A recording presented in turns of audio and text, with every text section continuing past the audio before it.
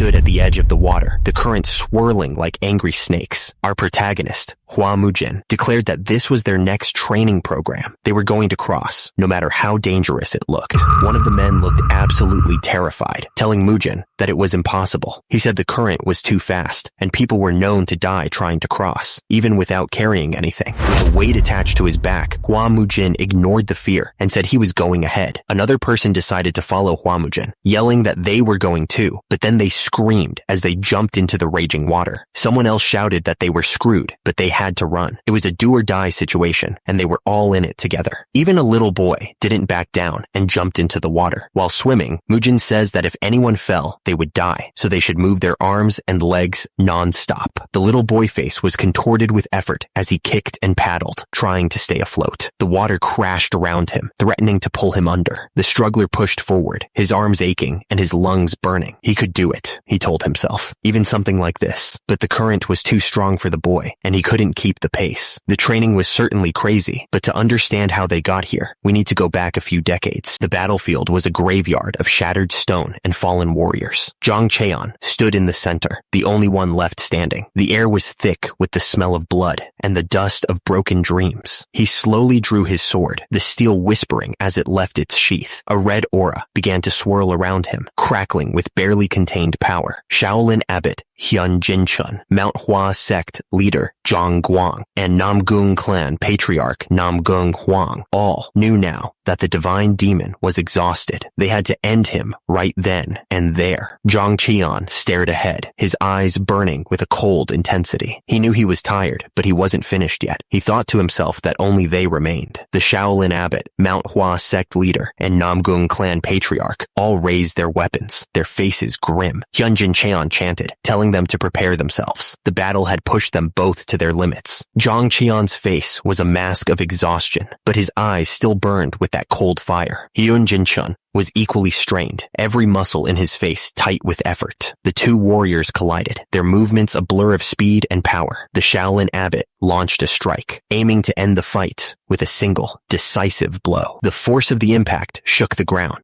The Shaolin Abbot, Hyunjin Cheon, looked absolutely furious as he unleashed his attack. He roared that Zhang Cheon was an accursed divine demon. Hyunjin Cheon channeled all of his energy into a single, devastating strike. He yelled the name of the technique, Heavenly Buddha Palm Strike. Zhang Cheon managed to raise his sword just in time, blocking the abbot's attack. The force of the blow still sent tremors through his body. Zhang Cheon was caught off guard by the sudden surge of power from Hyunjin Cheon. What? He thought, barely able to react to the incoming strike. Hyunjin Cheon, with a scream of fury, declared that he was going to kill Zhang Cheon right then and there. He didn't hold back, putting everything he had into the attack. Zhang Cheon, struggling to keep his ground, yelled for everyone to join the fight. He insisted that now was the time to strike. The air crackled with energy as the fighters prepared their next moves. The tension was so thick, you could cut it with a knife. Two powerful techniques were unleashed at once: Plum Blossom, Flash Strike, and Thunder Rolling Strike. The impact was going to be devastating. The attacker screamed that the target was going to die. He put everything he had into the slash, hoping to end it all. The attack hit hard, and the victim screamed in pain. Blood splattered as he felt the energy tear through him. The attacker gathered more energy, preparing another strike. He wasn't going to let up. The attacker brought his hands together, ready to strike. He said that the victim would be reborn in paradise. The victim looked up, completely shocked. He couldn't believe what was happening. Dark red energy started swirling around the figure. It felt like something terrible was about to happen. The two figures clashed, their swords meeting in a storm of sparks and energy. The force of the impact sent shockwaves through the air. The head fell to the ground with a thud. The system announced that Hyunjin Chun was dead. The two men looked up, their faces pale with shock. One of them stammered, calling the attacker a monster. The attacker unleashed another wave of energy. Someone shouted to fall back, sensing they were completely outmatched. The blade pierced through him, and he coughed up blood. He looked absolutely furious. The man's face was twisted in rage. He was the divine demon,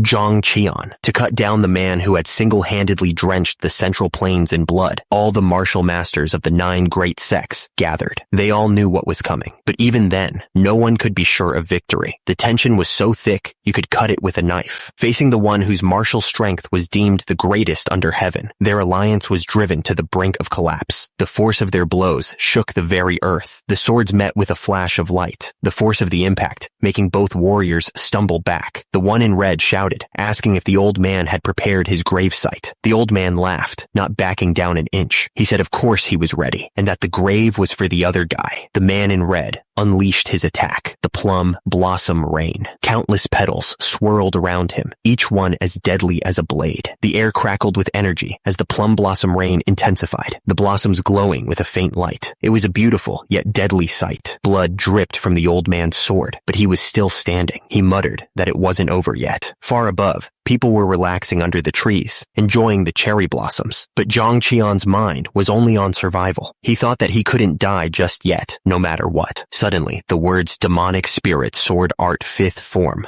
appeared, glowing with dark power. It was a technique that could change everything. Zhang Qian unleashed the black dragon execution, the energy swirling around him like a storm. He was betting everything on this one move. The attack landed, and Zhang Guang was sent flying back with a scream. Then the system announced that Zhang Guang was dead. Zhang Qian stood there, staring at the scene. He was confused, unsure of what to do next. Suddenly, the words Infinite Emperor Sword Art glowed brightly. New power was flowing through him. Namgung Huang screamed that he was a damn rat from the Namgung clan. He added that it hurt like hell, but the little brother hugged Zhang Qian tightly, burying his face in his chest. He was scared. Namgung Huang shouted in disbelief, saying that it tickled. He then asked what was going on. Zhang Qian's sword was pointed down, dripping with blood. The fight was far from over.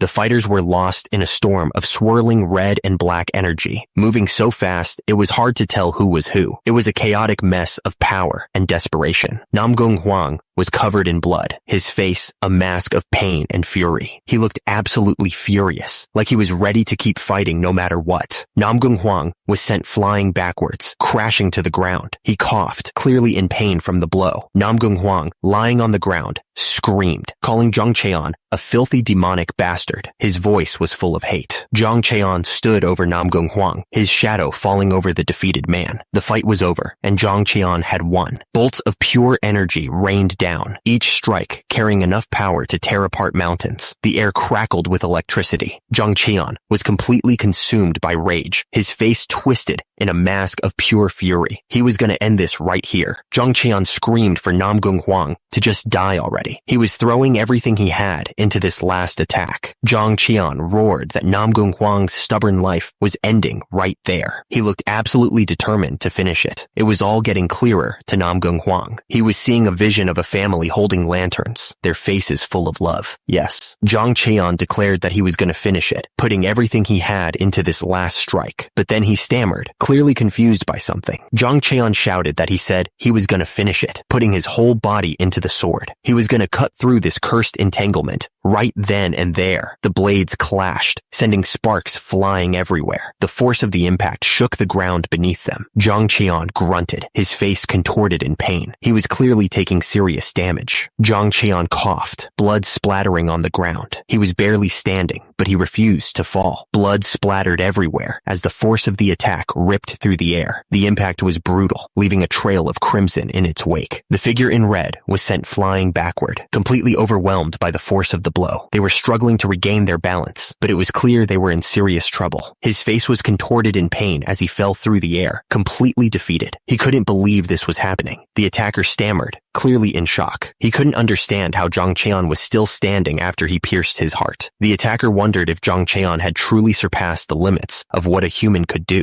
The attacker was lost for words, unable to comprehend what was happening. He was starting to realize that he was completely outmatched. The words appeared as if carved in stone. The divine demon, Namgung Huang, was dead. The announcement hung in the air like a curse. The sky was painted with streaks of red, like blood spilled across the heavens. The world itself seemed to be mourning. Zhang Qian's scarred face loomed, a grim reminder of past battles. The 9 great sects, their names echoed in his mind. Below the sun, a field of corpses stretched out, a testament to total annihilation. It was a graveyard of ambition. Blood dripped from the blade, each drop a memory of violence. Manhwa, the name hung in the air, heavy with the weight of the past. The man stood there, blood staining his clothes, wondering if what he had done was good enough. So, Young, was this good enough? Back at the clan, the crowd was furious. They shouted at the man, saying he was an arrogant bastard and asking how he dared to act up. A hand reached out, as if trying to grasp something just out of reach. It was a moment frozen in time. The man was getting beat up, and he could only manage to say that his opponent was pretty good at fighting. He coughed up blood, wondering if this was his life flashing before his eyes. It had been a while since he had seen his master's young face. He realized that his time in the Murim had begun here. Hua Mujin sat there, the rain soaking through his clothes as he remembered his past. It all started with brawls for survival, wandering without a home, relying only on a single sword. He had no choice. To live another day, Hua Mujin had to kill someone. Each strike was a fight for his own survival. Endless, meaningless slaughter. Hua Mujin wondered if such a life could even have meaning. He was surrounded by the bodies of those he had killed, each one a reminder of his past. Is human life truly this fleeting? Hua Mujin stared at the fallen around him. They were gone in an instant, just like that. A woman's voice cut through his thoughts. The speaker smiled gently, saying that she understood that feeling. It was a strange thing to say. The speaker continued, explaining that she also had to clash daily in the market, arguing with people. In this world, she said, you had to treat everyone as an enemy if you wanted to survive long. And soothing her younger siblings' endless complaints about food was exhausting. But in those moments, the speaker went on. They were the most precious. She explained that when she lost her parents and collapsed, they gave meaning to her life again. She held them close. The woman looked at Hua Mujin and asked if he could also find a meaning for his life. She smiled gently, hoping he would understand. Hua Mujin thought back to his past life, the endless battles and bloodshed. He wanted to live with them all, he realized. For someone like him, who only knew how to kill, she gave him a reason to live. The sword he raised again for vengeance. A life drifting by without roots. Hua Mujin wondered where the meaning of his life had been. It was all just death and destruction. Above, a woman smiled, clearly up to no good. Below, Hua Mujin stared at the rising sun, his face unreadable. Hua Mujin looked down, his eyes glistening with unshed tears. It was already here all along, he realized, remembering the faces of his family. Hua Mujin thought about the battered path he walked alone for years. Though his sword dulled and his body bore countless wounds, he had given everything he had just so he could fulfill this revenge. And then, gazing at the faintly rising sun, Hua Mujin lowered the sword in his hand. He finally understood. The system announced, "Here lies the divine demon, Zhang Qian." It was over. The defender of the clan was furious. He demanded to know what kind of nonsense this was, asking if they really thought he would sell out his clan's martial arts legacy for a few coins. Hua Mujin's eyes narrowed, trying to understand what was going on. He muttered that this was all a racket, wondering if he was actually in hell. The announcer declared that since Hua Mujin's elder brother had suffered an unfortunate accident and couldn't continue the martial arts lineage, she would have her own son inherit the Flame Hua clan's secret martial arts. Hua Mujin was even more confused. He stammered, asking what was going on and if this wasn't hell. Little sister looked on, worried. Little brother shouted, denying everything. He insisted that his elder brother was still alive and well, questioning how the clan's martial arts could be given to outsiders. Little sister was furious. She yelled that they weren't even direct blood, insisting that their grandfather's martial arts had to stay within the Flame Hua clan, no matter what. Hua Mujin looked up, completely lost. He muttered, wondering who the hell these people were and what they wanted. Hua Mujin's lips curled into a sinister smile. He seemed to be enjoying the chaos, like he knew something the others didn't. Hua Mujin announced that this wouldn't end like this. He proposed a deal to the crowd, his voice echoing through the room. Hua Mujin continued, saying that he'd heard those two were so poor they couldn't even afford food, so he would wager money.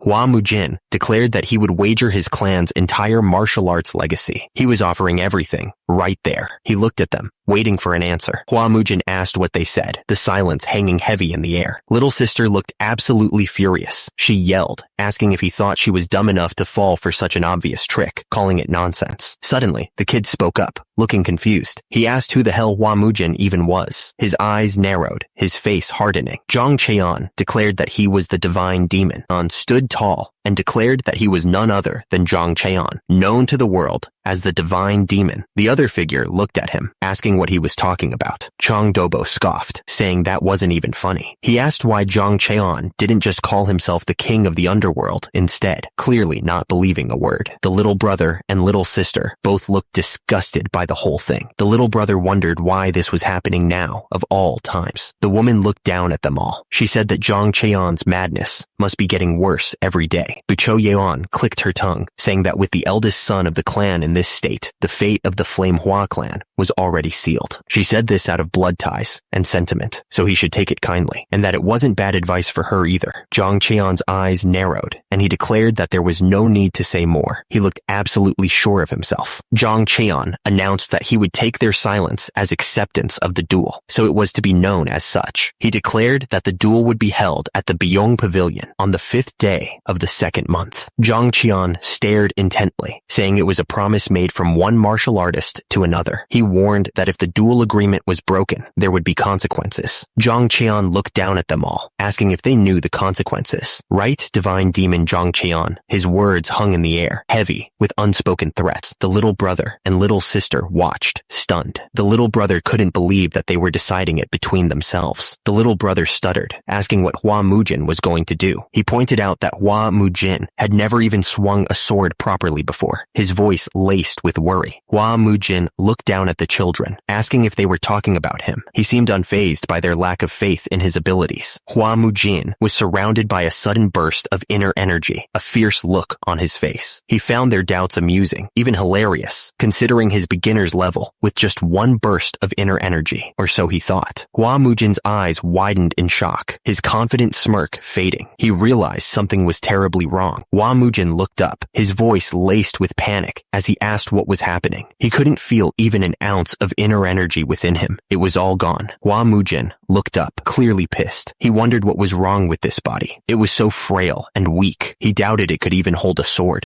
The little sister looked up at Hua Mujin, begging him to stop. She didn't understand what was happening. The little brother pleaded with Hua Mujin to come to his senses. He reminded Hua Mujin that even in his madness, he was still their brother. He couldn't believe Hua Mujin would just sit there and take it. The little brother was furious. He demanded to know how anyone dared call their brother a fool. The little sister tried to apologize, but he wouldn't let her. The little sister, tears streaming down her face, suddenly screamed. She blamed Hua Mujin for the death of their mother and father. The little sister turned and ran, clearly scared. She didn't even look back as she took off. The man told the little sister that he understood. He added that she often lost herself like this, and he asked for everyone's understanding. The man then announced that he would take his leave. He turned and walked away. Hua Mujin thought to himself that even the children treated him like a madman now. He found this absurd, truly so. The sun began to set, casting long shadows across the courtyard. The sky was turning orange, but Hua Mujin felt nothing but cold inside. Hua Mujin stood in front of the stone monument, his mind racing. He remembered something, and he started to speak. Hua Mujin recalled that he clearly cut through the Namgung clan patriarch's head. He still felt the sensation of his heart being pierced, making it hard to breathe. He even fulfilled vengeance for Yeonhwa and her siblings. Hua Mujin thought he should have closed his eyes peacefully, but now he was inside this body. Hua Mujin looked around, trying to understand. How the hell did this happen? He stared at the children, wondering who they were and why they looked like Sok and Young. Hua Mujin was getting annoyed. What nonsense was this? A man came running up to Hua Mujin, calling out to him. Hua Mujin was confused, not knowing who the man was. The man scolded Hua Mujin, asking if he had any idea how worried he had been, especially with his frail body. Hua Mujin just stared back, wondering who this person was. Ma Sok sighed, figuring Hua Mujin was having another bout of madness. He introduced himself as Ma Sok, a vassal of the Flame Hua clan, ready to explain everything again. Ma Sok explained that Hua Mujin was once incredibly talented and reputable, so much so that countless Orthodox sects wanted him as a disciple. He reminded Hua Mujin that he became the clan's leader at 23, and that this was the 6,205th time he had to explain this. Hua Mujin asked if that was really so. Then why was his energy core like this now? He wondered why everyone treated him like he was a lunatic, clearly frustrated by the situation. Hua Mujin started to explain about something that happened a long time ago. He seemed to be thinking back to a specific event. Years ago, it turns out, there was a fight. The memory showed two small figures in the distance, battling without using any inner energy. The memory zoomed in, showing Hua Mujin and Chiang Dobo as kids. Hua Mujin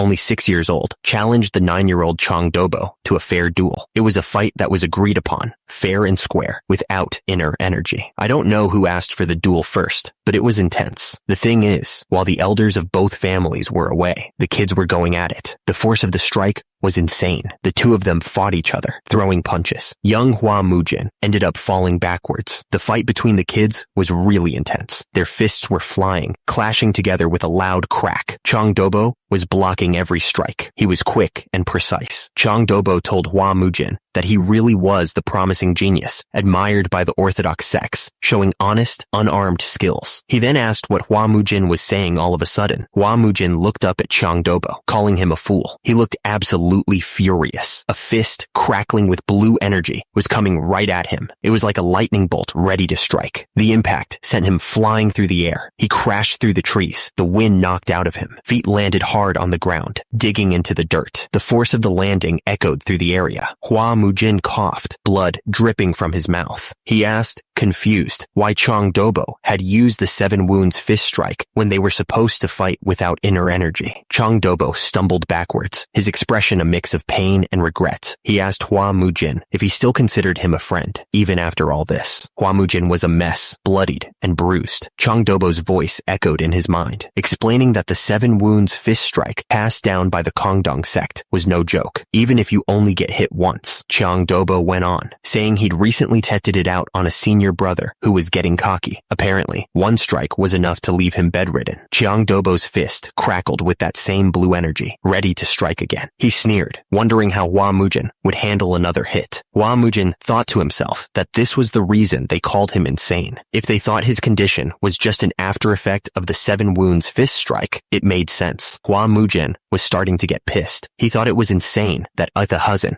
would waste his clan's legacy to cripple him into a lunatic with no energy core and then shamelessly demand a duel. That was too much. Hua Mujin wondered how the clan had handled that scumbag back then, for things to end up in such a mess. Turns out, it was the decision of the former clan patriarch. Hua Mujin asked if he was talking about his father. Chang Dobo confirmed that he was. Chang Dobo was his young cousin, but he was also the son of the Changhua merchant group, ranked among the top 10 within the Central Plains. So all he got was a stern scolding, and that was the end of it. Hua Mujin couldn't believe that his own son was crippled by the 7 wounds fist strike, and all he got was a scolding. What a pathetic household. He wondered where those so-called parents were now. Chang Dobo started to say something about Hua Mujin's condition. The room seemed to stretch on forever, the distance between Hua Mujin and Chang Dobo growing with each passing second. The air was thick with unspoken words, the tension almost a living thing. The flickering candlelight cast long shadows across the shrine, each flame a tiny beacon in the growing darkness. The air was heavy with the scent of incense, a silent prayer hanging in the air. Chang Dobo continued, explaining that things had only gotten worse over time. Hua Mujin's father had gone deep into debt, trying everything he could to cure his son's madness. Chang Dobo continued, explaining that 9 years ago, Hua Mujin's mother's illness worsened and she passed away. 3 years later, burdened by debt, his father also died. Hua Mujin listened in silence, his mind racing as he tried to piece together the fragments of his past. His face was unreadable, but inside, a storm of emotions raged. The 3 of them stood silently before the shrine, the flickering candles casting long shadows that danced across the floor. The weight of their shared history hung heavy in the air, a bond forged in loss and hardship. He was a child who ruined his clan, a son who became the reason for his parents' death, and a brother who put his younger siblings in a tough spot. The weight of those words pressed down on him, each syllable a hammer blow to his soul. The flame Hua clan's reputation had ended with him. All that remained at the Bamboo Forest Temple were debts incurred for his sake, 2 loyal retainers, and a handful of martial artists. It was a bleak picture of an once proud clan reduced to nothing. And there were his younger siblings, Hua Dojin, the younger son, and Hua So Yeon, the daughter of the Flame Hua clan. They were his responsibility now, whether he wanted it or not. It was all his fault that their mother and father were dead. The accusation hit him like a physical blow, the raw pain in his sibling's voice cutting deep. He stood there, unable to defend himself against the truth of their words. One sickness had destroyed their entire household, taking everything from them. No wonder the little sister, Hua So-yeon, was so furious, her face a mask of grief. Miles away, the night was silent, the stars twinkling above a lone building. The only sound was the gentle breeze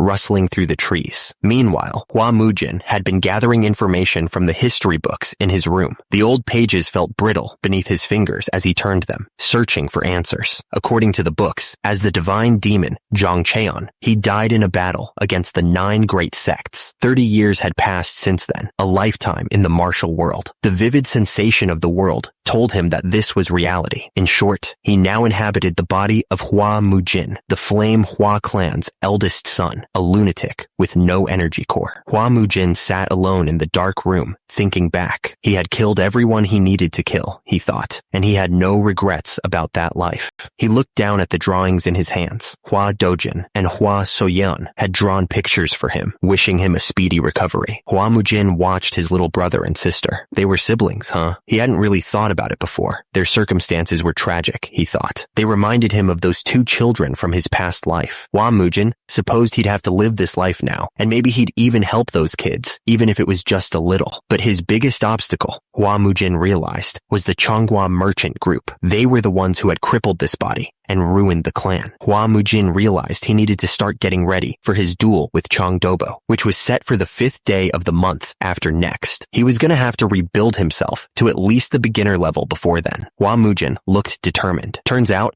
he was going to have to start all over again from scratch. Hua Mujin sat down in the middle of the room, closing his eyes. He began to meditate, trying to feel the energy within him. This reminded Hua Mujin of when he first started learning martial arts. Back then, even breathing had been super hard. Hua Mujin focused, his face showing the effort. He wouldn't give up, no matter how tough it got. The air around him crackled with energy. He could feel the power starting to gather, like a storm brewing inside him. Hua Mujin realized something was different this time. He thought that maybe it was because this body's natural talent for martial arts was something special. He could feel the energy growing stronger. Hua Mujin realized that he didn't even need to go through the usual steps to sense the energy in his body. He closed his eyes, and the energy flowed even faster. Just closing his eyes was enough to get things started. The energy swirled around him, faster and faster. It was like a whirlpool of power, pulling him deeper into himself. The night sky seemed to mirror the energy surging through Hua Mujin's body. It felt like the stars themselves were aligning with his newfound power. The room around Hua Mujin started to twist and blur as the energy intensified. It was like the world itself was bending to his will. The hallway seemed to stretch out endlessly before him, silent and still. Hua Mujin was completely alone with his thoughts, lost in the depths of his own power. Suddenly, Hua Mujin collapsed to the floor, unconscious. The people around him panicked, shouting, "Young master, what's the matter?" The man checking Hua Mujin's pulse looked up in shock. He stammered, saying that Hua Mujin was dead, but then quickly corrected himself, saying it was a joke. He added that Hua Mujin was perfectly fine, and his pulse was stronger than ever. Hua Mujin was confused as hell. He wondered how he could be healthier now. He asked the old man what was up with his body, since all he tried to do was form an energy core, but the pain was terrible. What was going on? Hua Mujin wondered if his body had some kind of special constitution. Ma Sok explained that if he wanted to know what his constitution was, it was said to be the heavenly martial body. Ma Sok continued, saying that the heavenly martial body was a rare constitution chosen by the heavens, or so he was told by a Shaolin elder monk. Hua Mujin's face turned red with anger. Was Ma Sok laughing at him? Turns out it was the exact opposite of being suited for demonic arts. If a body of pure upright energy tries to practice demonic arts, Ma Sok warned that Hua Mujin would suffer immense pain, and in the worst case, it could result in death. He listed other heavenly constitutions, then urged Hua Mujin to pull himself together. Of all the countless heavenly constitutions, why did he have to get this one? Hua Mujin looked stressed. He thought to himself that the duel was in just over a month, and that was really bad. Hua Mujin wondered who these old men were. Turns out, they were the clan's chief steward Du and elder Zhou. They had such a serious look on their faces, even though the whole place hadn't fallen apart yet. Chief steward of the Flame Hua clan, Do Baekshin, thought that things were worse than they thought. It was time to prepare themselves. But then, elder of the Flame Hua clan, Zhou Huanbong, coughed up blood. Someone shouted that young Master Hua couldn't die yet. Hua Mujin shouted back that he wouldn't die, calling the guy a fool. Outside, the rain poured down on the town, but inside, someone was shouting at Hua Mujin, yelling that he had been laying down for 3 days. Hua Mujin looked down at himself, annoyed. He thought that if this body didn't get stronger, he'd die before the duel even started. Hua Mujin told the person to shut up, complaining that they were making his head ring. More importantly, He declared that he'd need a sword if he was gonna duel. The speaker pointed at the other man, looking absolutely furious. He commanded him to go and get a few swords immediately. The subordinate looked worried, wondering where they'd even get the money for a sword. He thought that this whole household was broke. Hua Mujin explained that they were currently being pursued by an unorthodox sect called the Bangho sect. He added that they had a ridiculous amount of debt because of the sect's crazy high interest rates. Hua Mujin took a breath and realized they were a fallen clan. He declared that the money problems had to be resolved first before anything else. Hua Mujin asked if their debt was already large. Would a bit more really hurt? The other man looked at him, completely shocked by what he was hearing. The other man asked if Hua Mujin was crazy to even suggest loaning more money. Hua Mujin told him to shut up and write up a letter to the two elders right away. Hua Mujin smirked, announcing that he was going out on a walk. He seemed to have something else in mind. The man looked absolutely shocked. He couldn't believe that young Master Hua had gone to the Bangho sect again. The other man didn't seem nearly as concerned. He figured the Bangho sect would just kick Hua Mujin out, but the first man wasn't so sure. He was more worried that the social sect might make their move. Nearby, the Bangho sect building loomed, a dark reminder that they were nothing more than loan sharks. Hua Mujin didn't waste any time. He told the big guy to tell his leader that Hua Mujin of the Flame Hua sect wanted to see him. Bangho sect guard Kong Noho wasn't impressed. He told Hua Mujin to cut the nonsense and get inside if he was there to gamble. Hua Mujin wasn't backing down. He demanded to know why he couldn't see the leader and told the guy to bring him his superior. The Bangho sect guard stammered, saying that their young master was a bit sick. Suddenly, a new voice cut through the air. The Bangho sect member wanted to know what all the commotion was about. The first guard quickly explained that Hua Mujin wanted to see the sect leader. He then asked the newcomer if he was Hua Mujin's superior. The Bangho sect member turned his attention to Hua Mujin, asking why he wanted to meet the leader. He figured it was to loan even more money. The Bangho sect vice leader Ma Jungbo stepped forward. He said that if Hua Mujin was just a customer, there was no need to see the leader at all. The doors to the Bangho sect were wide open, the building brightly lit against the dark sky. A voice called out, inviting them to come on in. Hua Mujin continued forward, ignoring the growing sense of dread. One of the guys with him begged him to turn around. He said he had a bad feeling about all this, especially now that they had made it this far. The guy went on, explaining that Granny Shin had seen the Bangcho sect beat some poor martial artist just a few days ago. He added that in the blink of an eye, the martial artist's chest was split open. Apparently, the attacker knew the Black Hand Twin Killer power, Heavenly Martial Moon Slaying Arts. Hua Mujin stopped, curious. He asked what was so special about the Black Hand Twin Killer power Heavenly Martial Moon Slaying Arts. He wanted to know what the big deal was. The air grew heavy, filled with an unsettling feeling. Something bad was about to happen. He could feel it. The leader of the Bangho sect spoke, his voice echoing through the room. He said that Hua Mujin's servant seemed to catch on faster than he did. The leader added that it was too late for them to head back now. The Bangho sect members drew their swords, ready to attack. The leader gave the order for the fight to begin. The air crackled with tension as the two sides prepared to clash. The Bangho sect leader continued, his voice laced with sarcasm. He asked if this was Hua Mujin's intention from the start. He added that he couldn't beat the trash out of the eldest son of the Flame Hua clan in a place where everyone could see. The Bangho sect leader sneered, his words dripping with disdain. He said that for someone who wasn't even paying back interest, Hua Mujin had no shame. He added that he didn't intend on letting Hua Mujin leech off of them like his parents did. Hua Mujin's companion fell to his knees, begging for mercy. He apologized for coming there and pleaded for the Bangho sect to spare Hua Mujin's life. He asked what the leader meant by like my parents. Hua Mujin looked at the Bangho sect leader and said that he didn't have any parents. The statement hung in the air, heavy, with unspoken meaning. The cavern was silent, save for the dripping of water from the ceiling. The Bangho sect members surrounded Hua Mujin, waiting for his next move.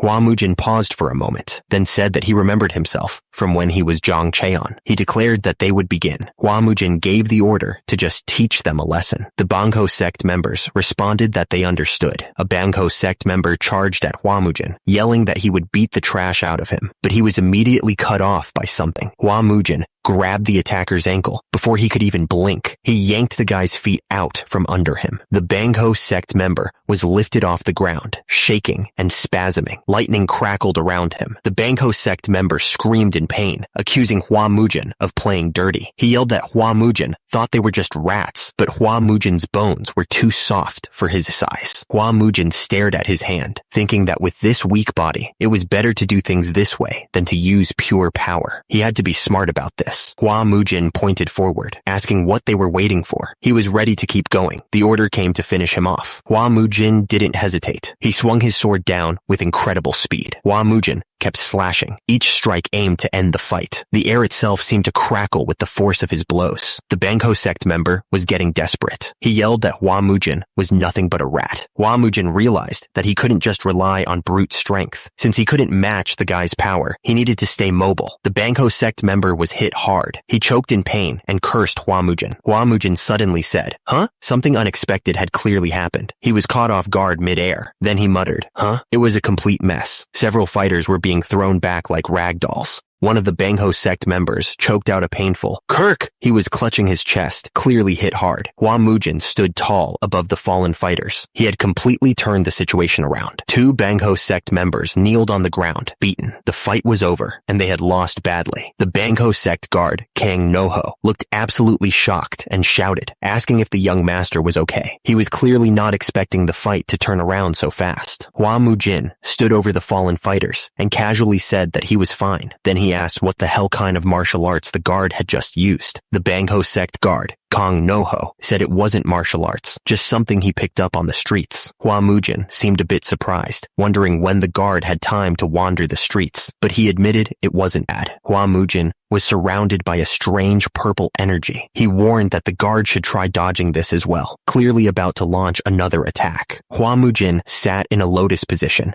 completely still. The energy around him pulsed, showing he was in total control. Hua Mujin looked down in confusion. He noticed a coin lying on the ground and wondered what it meant. Bangho sect vice leader Ma Jungbo arrived, shouting at the other guards to get lost. He said he would handle Hua Mujin himself. Hua Mujin shouted, asking if it was that hard to just talk to their leader. The Bangho sect vice leader Ma Jungbo replied that the leader wasn't someone Hua Mujin was allowed to meet. Bangho sect vice leader Ma Jungbo didn't waste any time. He yelled that Hua Mujin would be crushed and launched himself forward. The impact was intense, sending a shockwave through the air. Everything was engulfed in a blinding flash of light. Hua Mujin was surrounded by a whirlwind of energy, glowing with power. He stared down at his hand, shocked to see a chopstick in his grip. A chopstick? He thought. Hua Mujin stared at the chopstick, a grin spreading across his face. He said that he didn't have a sword, so he just brought a substitute, but it wasn't bad. The chopstick and sword clashed, sending sparks flying everywhere. The force of the impact echoed through the air, shaking the ground beneath their feet. Bangho sect vice leader Ma Jungbo stared in disbelief. He thought that Hua Mujin was using some never-before-seen martial arts. Hua Mujin saw an opening, a gap, he thought, ready to strike. Bangho sect vice leader Ma Jungbo was stunned. How could Hua Mujin not only block a sword with chopsticks, but also find an opening? Bangho sect vice leader Ma Jungbo swung his sword with a shout. He was absolutely furious. Hua Mujin smirked. He warned that if you underestimate chopsticks, you might end up regretting it. Hua Mujin moved with impossible speed, the chopsticks a blur in his hands. He said that you might end up shitting yourself if you weren't careful. Bangho sect vice leader Ma Jungbo stumbled back, shocked by the force of the attack. He couldn't believe Hua Mujin had so much power.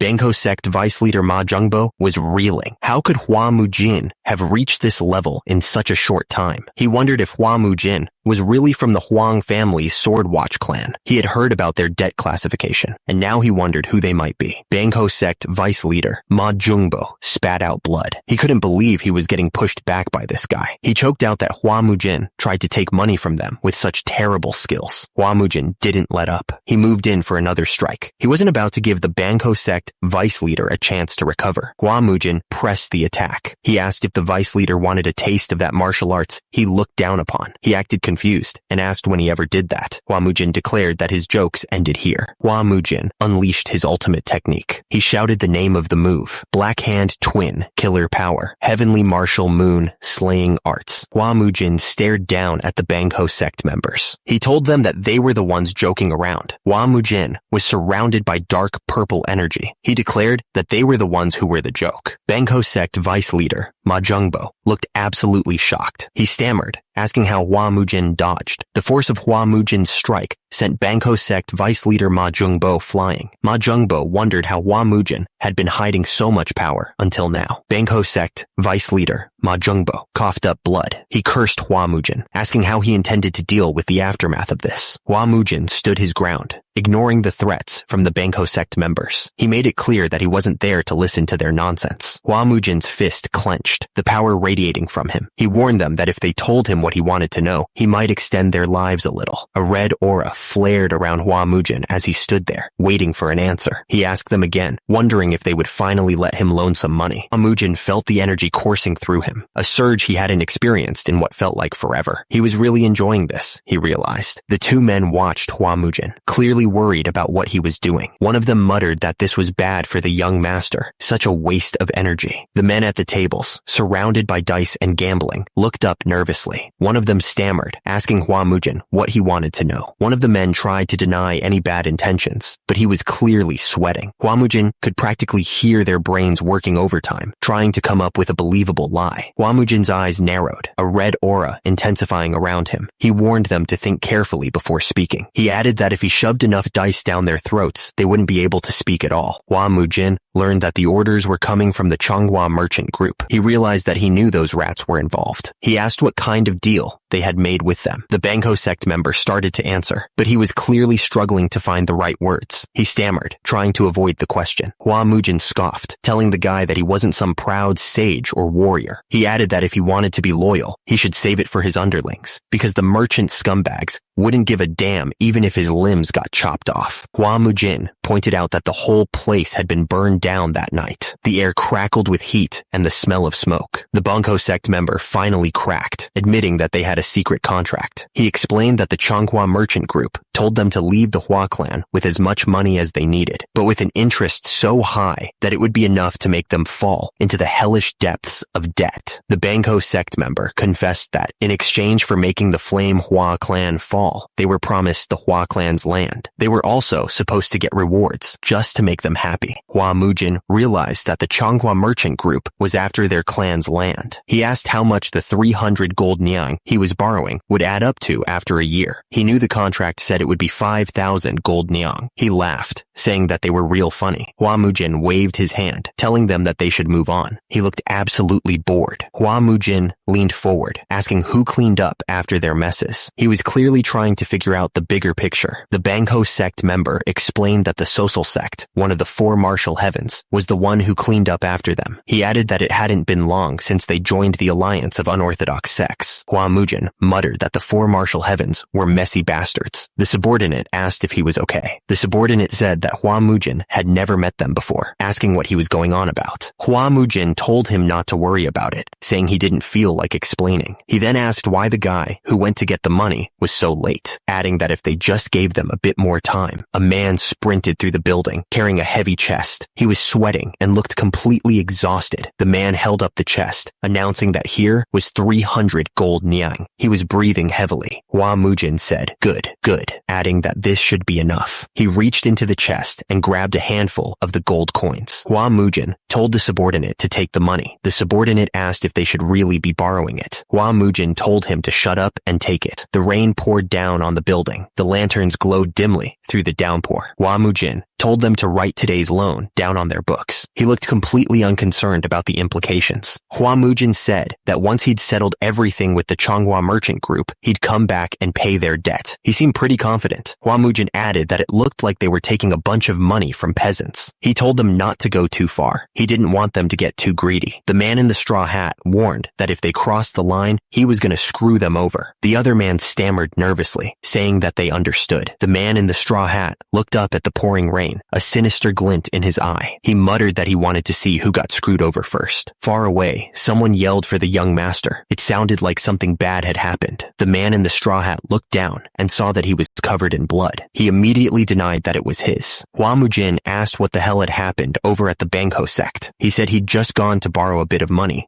because he heard they were in need. The man in the straw hat told the other man that they needed to feed their martial artists well. He was worried that they'd all run away if they didn't get enough food. The man with the treasure chest was asked where he'd stolen it from. The other man was suspicious because there was no way the Bangho sect would lend them anything. He told him to make sure to write it down in their books, though. Hua Mujin told them that they just needed to worry about feeding and clothing his siblings well. He wished Chief Steward good luck with a smile. One of the men wondered if the other had heard of a disease that made someone go mad like that. They were clearly talking about Hua Mujin. In the darkness, a hand struck a match and lit a candle. The small flame flickered, casting long shadows across the room. The room was silent, lit only by the flickering candles on the altar. Hua Mujin stood there, ready to make his prayers. Hua Mujin admitted that he wasn't sure what to say, since he never had parents. Hua Mujin assured his siblings that the money issues were somewhat resolved. He promised them that he would take good care of them and the servants so they could rest easy. Hua Mujin casually mentioned to his siblings that he had promised to fight some idiot named Chong Dobo in a few days. He said it was for some secret scroll of their clan. Hua Mujin grinned, telling them not to worry. He was going to break that Chong Dobo's neck, he declared. The altar was quiet, the only sound being the soft crackle of the candles. The flames danced, casting shadows on the walls. Under the moonlight, the building stood tall. The night was silent, with only the wind whistling through the trees. The men wondered what Hua Mujin had ordered. They were curious and eager to see what all the fuss was about. The workers finally finished moving the heavy boxes. One of them said that it felt like his spine was going to snap. He suggested they grab a drink and relax. Hua Mujin rushed in, asking if it was here. He looked impatient. The weights were all present, and the labels were correct. He could see that there was a 30, 48, and 66 kilogram weight. Hua Mujin asked what he would even use these for, since the warriors carrying them were struggling. He figured he'd need a sword for something. Hua Mujin said he was obviously going to swing it. He figured he'd start with an easy 50 jin. Someone asked Hua Mujin if he was really going to swing that heavy thing. It looked like he was struggling. Hua Mujin realized he couldn't even raise 50 jin. He figured this might be the case, but he was clearly frustrated that his body was so weak. Hua Mujin strained every muscle in his body to lift the weight, but it wouldn't budge. But he refused to give up, no matter how hard it was. Hua Mujin grunted, finally managing to lift the sword a little, using both hands. He was still struggling, but at least he could pick it up somewhat. Hua Mujin told Ma Sok to stop staring and do as he was ordered. He was clearly annoyed by the constant attention. Hua Mujin told Ma Sok to make sure to include lots of meat in his meals. He couldn't help but worry about getting enough nutrients. Hua Mujin gripped the sword tightly, his knuckles turning white. He was determined to get stronger, no matter what it took. Hua Mujin held the sword high above his head, but he only had 2 weeks before the duel. He had to get stronger and fast. Hua Mujin realized that his body was the heavenly martial body, the polar opposite of the demonic arts he had mastered before. So, he figured he had no choice but to learn the martial art of his master's friend, the peerless 9 swords. Hua Mujin swung the sword with all his might, trying to get a feel for the new style. Each movement was awkward, but he kept pushing himself. Hua Mujin knew this was his only way out. He had to master this new style if he wanted to survive the duel and protect his clan. The sickle sliced through the air with amazing precision. The person holding it clearly knew what they were doing. The man played his instrument, but he seemed distracted. He was thinking about the rumors he heard. He wondered aloud if Hua Mujin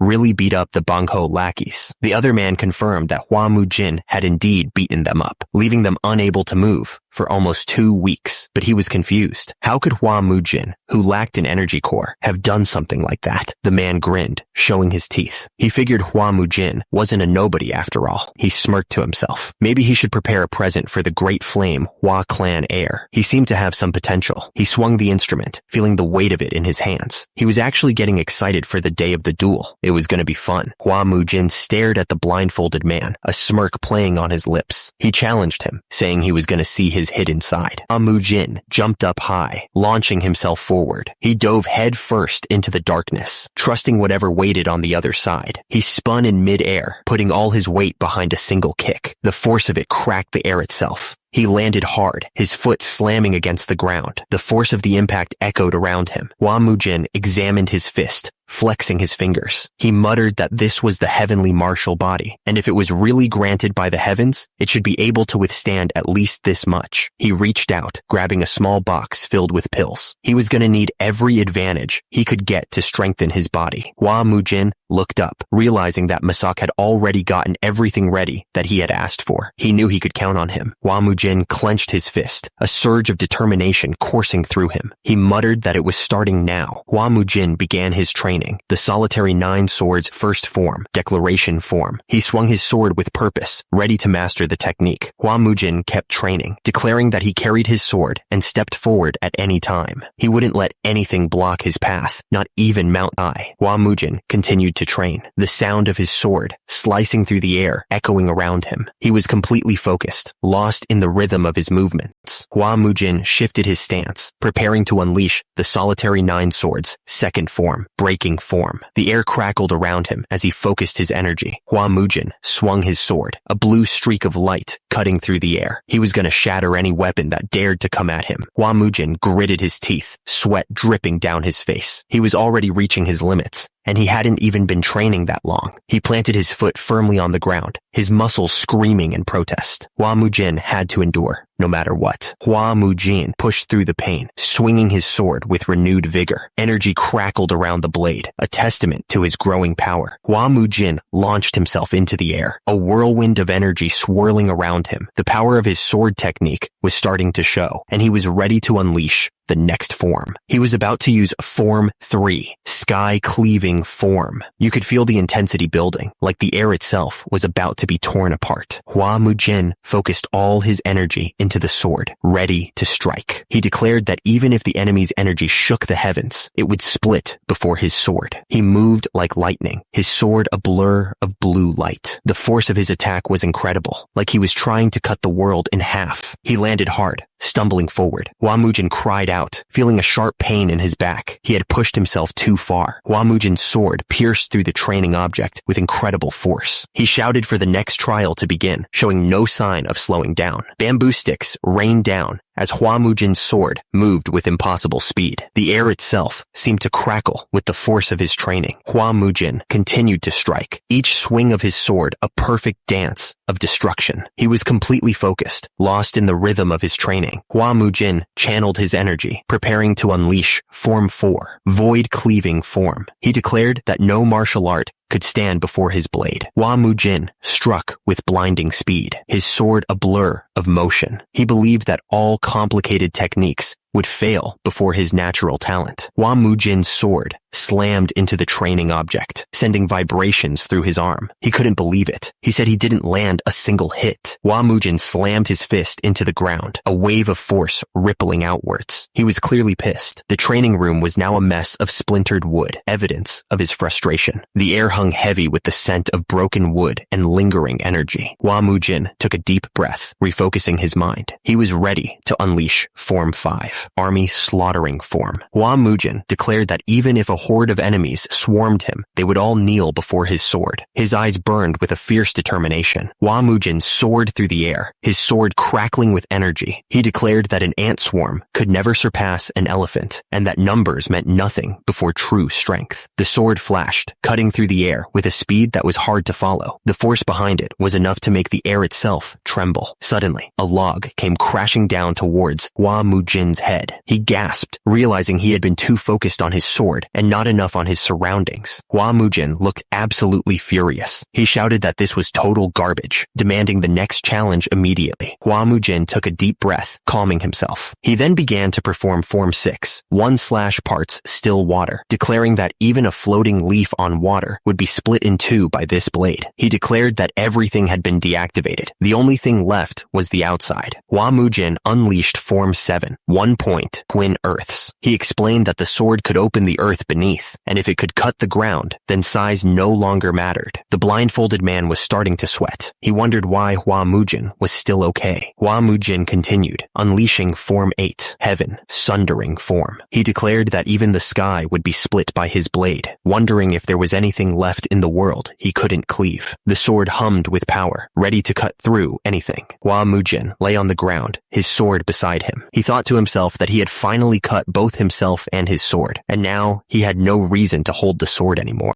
The blindfolded man's eyes twitched. He realized that in the end, Hua Mujin's skills were just mimicry. The blindfolded man's hand tightened around the hilt of his sword. The air crackled with anticipation, ready for the next strike. Hua Mujin stood with his little brother, telling him that this was the final form, self-cleaving form. He asked if the boy had memorized it, but the little brother replied that he had, but wondered if an unworthy sword style like that deserved to be called a sword art. Little brother continued, saying that even the explanations were unbearably cringy. He thought cutting earth, sky, your sword, and even yourself sounded like something a kid made up trying to sound cool. The blindfolded man looked serious. He said he wouldn't deny what little brother had said, but then asked if his close friend's sword legacy should really end like this. He wanted Hua Mujin to take it up instead. The blindfolded man continued, saying that the swordsman was the only one who could stand toe-to-toe with him. He then asked how that was even possible with no inner power. The blindfolded man explained that the swordsman probably used moving internal skill. He added that the swordsman had insisted it be passed on to someone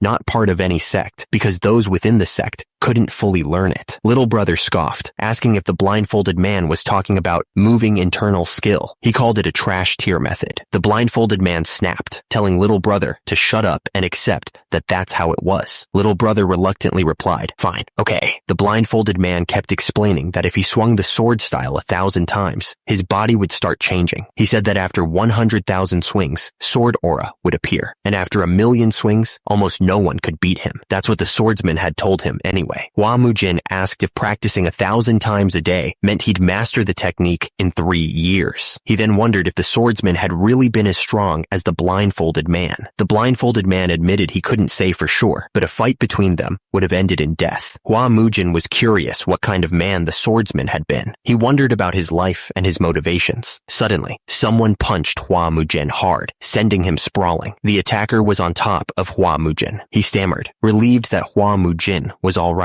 He had been worried when Hua Mujin didn't get up right away. He then threatened to kill him if he hit him again. Hua Mujin woke up, annoyed that he'd fainted after just one sword form. He realized he wasn't even doing 1,000 swings a day yet, and he knew he still had a long road ahead. He figured it was late, so he might as well eat. A tray was placed in front of him, piled high with steaming pork. There was also a bowl of rice and a small dish of sauce. Hua Mujin asked if it was pork. The other man explained that he had asked for meat side dishes the day before. He added that it had been so long since they'd had meat, so they should enjoy it. Hua Mujin declared that starting tomorrow, he wanted beef. The other man looked surprised, asking, "Beef?" Hua Mujin confirmed it, saying beef would build muscle better. Hua Mujin said that if money was an issue, he should use the funds from the loan syndicate. He told the other man not to worry and that he'd borrow more later. He added that until he fought Chong Dobo, he'd be eating 3 meals a day. The other man asked when Hua Mujin had started learning that martial art, and Hua Mujin asked if it was weird. Masak said it was weird that a guy who couldn't even function like a normal person was suddenly mastering sword techniques. Hua Mujin just kept eating. Masak said he was amazed. He mentioned how Hua Mujin didn't know any martial arts before, but then he used a chopstick to beat up the guards of the loan syndicate, and now he had this crazy sword style. Hua Mujin said he'd already told his siblings, so he figured telling Masak didn't matter. He seemed calm about it. Hua Mujin revealed that he wasn't really the eldest son, Hua Mujin. He claimed his real identity was the divine demon. Masak looked like he was about to say something, but Hua Mujin cut him off, saying he only worried about one thing.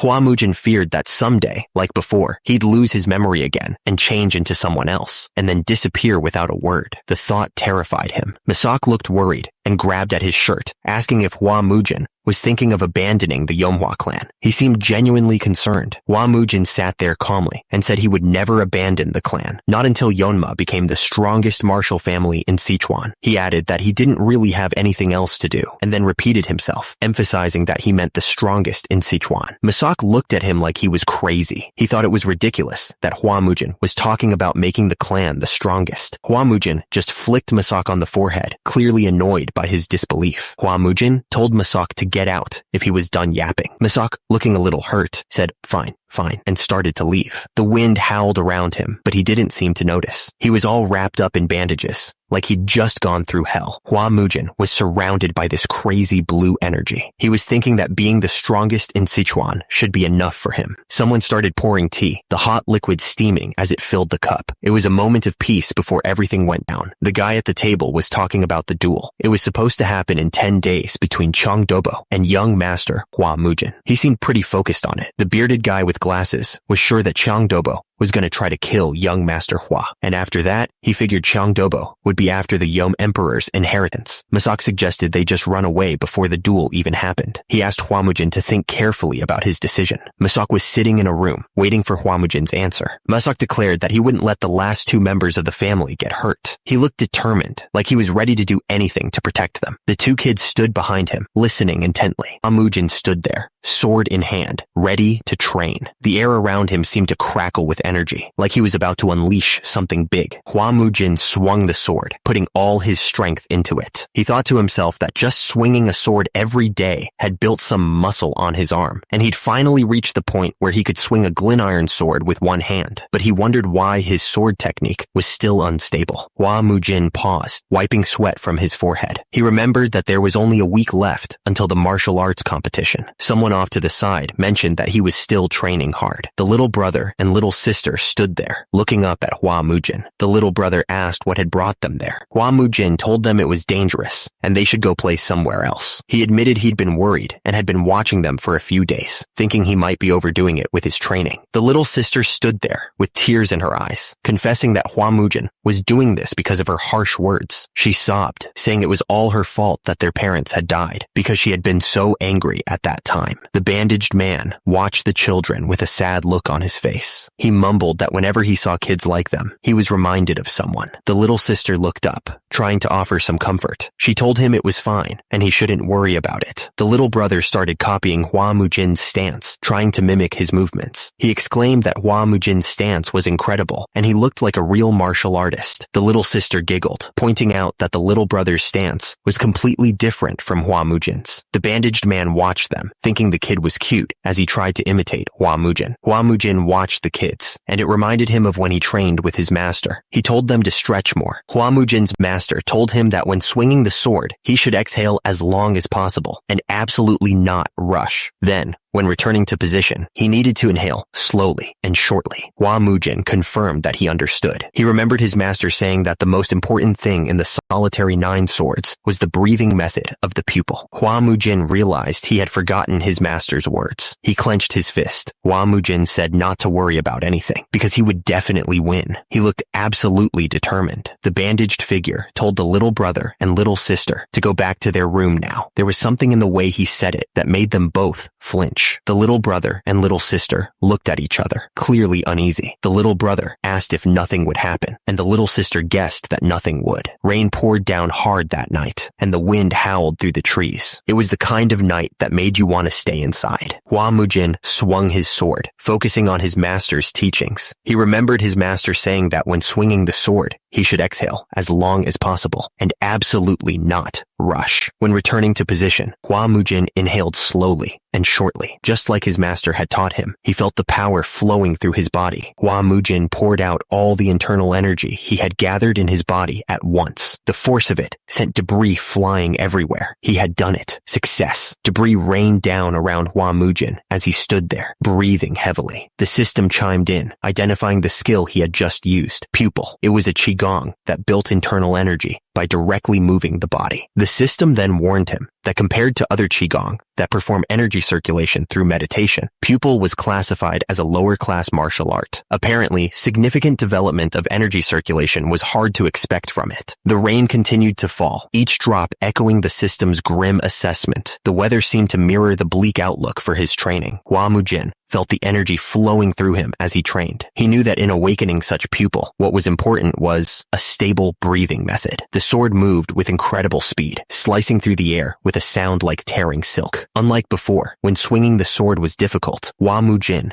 felt his body gradually stabilize. It was all because of breathing, according to the sword technique. Hua Mujin kept at it, pushing his body to the limit. Sweat poured down his face as he swung the sword again and again, his muscles burning with each repetition. After repeating the sword technique dozens of times like that, the dantian that had been scattered for years slowly began to condense. It was a long and arduous process, but he was finally making progress. The chopsticks picked up a slice of meat. The taste was rich and savory. One of the men asked if young Master Hua was still training. He seemed curious about Hua Mujin's progress. The other man said that Hua Mujin had become a completely different person. He added that at first, Hua Mujin kept collapsing, but now he didn't even show signs of it. One of the men commented that the divine energy treatment Hua Mujin received from the Mudang before seemed to have been effective, but the man was also worried that Hua Mujin was going to die like that. The other man put his hand on his head, confused. He wondered if the treatment of Wudang Baekshon shouldn't improve in just one session. One of the men reported that if any problem occurred, he would take care of it. He confirmed that he understood the instructions. Meanwhile, someone called out to Hua Mujin, letting him know it was time to eat. The man's voice echoed across the training grounds. Hua Mujin was training when he heard the call. He replied that he was coming. Hua Mujin looked down at his hand, surprised. He realized that the training area was too small, far too narrow to continue his training. Hua Mujin grinned, making a decision. He announced that he should use the training ground from now on. The sky was wide open, stretching far above the training grounds. The air felt crisp, full of promise. The two men stared intently, their faces hard. Something was definitely up, and it didn't look good. Suddenly, everyone noticed something was off. There were guests, which was unusual for a training day. A messenger nervously spoke to the warriors. He stammered that young Master Hua Mujin had decided to use the large training ground. The messenger looked around, making sure everyone had heard him. He asked, confirming, "You all heard me, right?"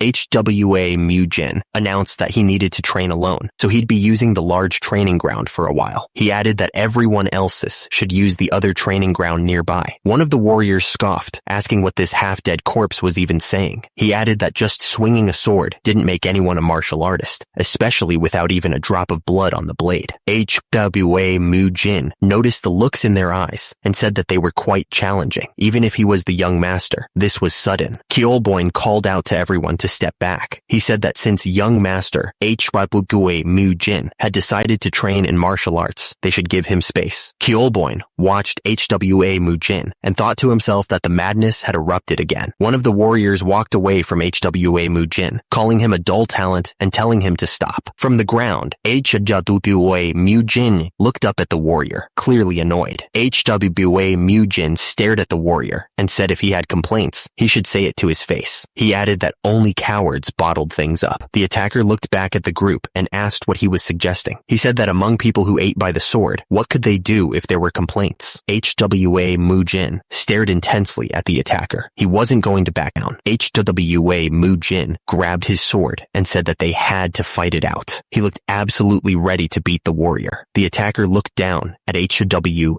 Mujin, warning that even if the world had gone crazy, no real fighter would ever draw a sword against the future leader of the clan. He was dead serious. The attacker continued, saying there's a saying, a dog that bites doesn't bark, and a barking dog is just full of fear. He was trying to make a point about strength and intimidation. The attacker told HWA Mujin that if he wasn't going to step up, he shouldn't even start barking. He told him to live like a scared dog with its tail between its legs, obviously trying to provoke him. HWA Mujin's hand tightened around the hilt of his sword. The air crackled with tension as he prepared to fight. He wasn't backing down. HWA Mujin stared at the attacker. Mujin's grip tightened around the hilt of his sword, the energy pulsing around it. He was ready to unleash everything he had. HWA Mujin declared that regret wouldn't help the attacker at all. Meanwhile, the attacker was already moving, a blur of steel and fury. HWA Mujin held his sword high and declared that he wasn't the type to feel regret. He looked absolutely sure of himself. The impact of the blow shook the ground as HWA Mujin struck. The attacker's sword spun away, clattering to the ground. HWA Mujin didn't waste a second. He kicked the attacker hard, sending him flying backwards. The fight had already taken a toll on HWA Mujin. A trickle of blood ran down his face from a cut, showing just how close the attacker had come to landing a serious blow. The crowd watching the fight was getting restless. One of them shouted in in disbelief, wondering why Hwamujin was fighting without his sword. He also questioned what those moves were. Hwamujin dodged and weaved between the attacks, avoiding the strikes. He moved with a strange grace, like he was dancing between the blades. The crowd's frustration grew as Hwamujin continued to dodge. One of the spectators yelled at young master Hwamujin, telling him to stop dodging and face the attacks with his sword. Hwamujin gripped the sword tightly, looking at the person who had yelled at him. He agreed that he was right, and it was time to stop dodging. The attacker reached out, his hand surrounded by a strange red energy. He shouted that it had been 25 years since he entered the clan, and now it was all young Master Hwa's fault that the clan had fallen so low. The attacker's grip tightened around his shield. He was ready to attack again, and he looked absolutely furious. Young Master Hwa held two swords, pointing down. The attacker questioned how he could preach about martial arts after everything that had happened. The bearded man watched the fight with narrowed eyes. He looked like he was ready to jump in at any moment. The attacker yelled at young Master Hwa to know his place. He charged forward, ready to strike, but young Master Hwa met him head on. Young Master Hwa unleashed the solitary 9 swords, second form. The air around him crackled with energy as the swords moved with incredible speed. He then switched to breaking form, his swords clashing against the attacker's shield. The force of each strike echoed through the training ground. The attacker stumbled back, his face contorted in disbelief. He stammered, asking how even his internal energy could be shaken by this technique. Young Master Hwa's sword flashed, leaving a trail of blood in its wake. He said that everything the attacker had said was true, but things were about to change. Young Master Hwa stood tall, his eyes burning with determination. He declared that from now on, things would be different for the clan. The attacker was completely stunned. He asked himself how this was even possible, as young Master Hwa's gaze, once clouded, was now totally different. The attacker could only stare at young Master Hwa. He realized he was seeing the eyes of a true warrior, burning with resolve. The attacker was sent flying. He crashed to the ground, defeated and humiliated. The onlookers were in total disbelief. They asked each other if young Master Hwa actually won, their faces a mix of shock and confusion. Little brother rushed onto the training ground, running straight to young Master Hwa. He shouted, asking if his brother was all right, his voice filled with worry. Young Master Hwa turned to face the crowd, his expression unreadable. He asked if anyone had any complaints, his voice calm but firm. One of the onlookers called out, branding the defeated warrior a coward. The other man immediately asked how he could say that. The man yelled that the defeated warrior knew he couldn't face young Master Hwa at his full strength. He then demanded silence, trying to shut down the argument. The defeated warrior, kneeling on the ground, finally conceded defeat. The word hung in the air, heavy with the weight of his loss. Young Master Hwa watched silently, his gaze sweeping over the defeated warrior and the stunned crowd. The training ground was quiet, save for the sound of the wind. Young Master Hwa told the kneeling warrior that he had learned from this and to step down. He then told the others to show some loyalty and to stop interfering. He wanted everyone to move to the training ground next door. The crowd started to move, heading towards the training ground next door. They were probably curious to see what young Master Hwa would do next. Young Master Hwa turned to Masak and told him to follow. Masak looked surprised, but didn't say anything.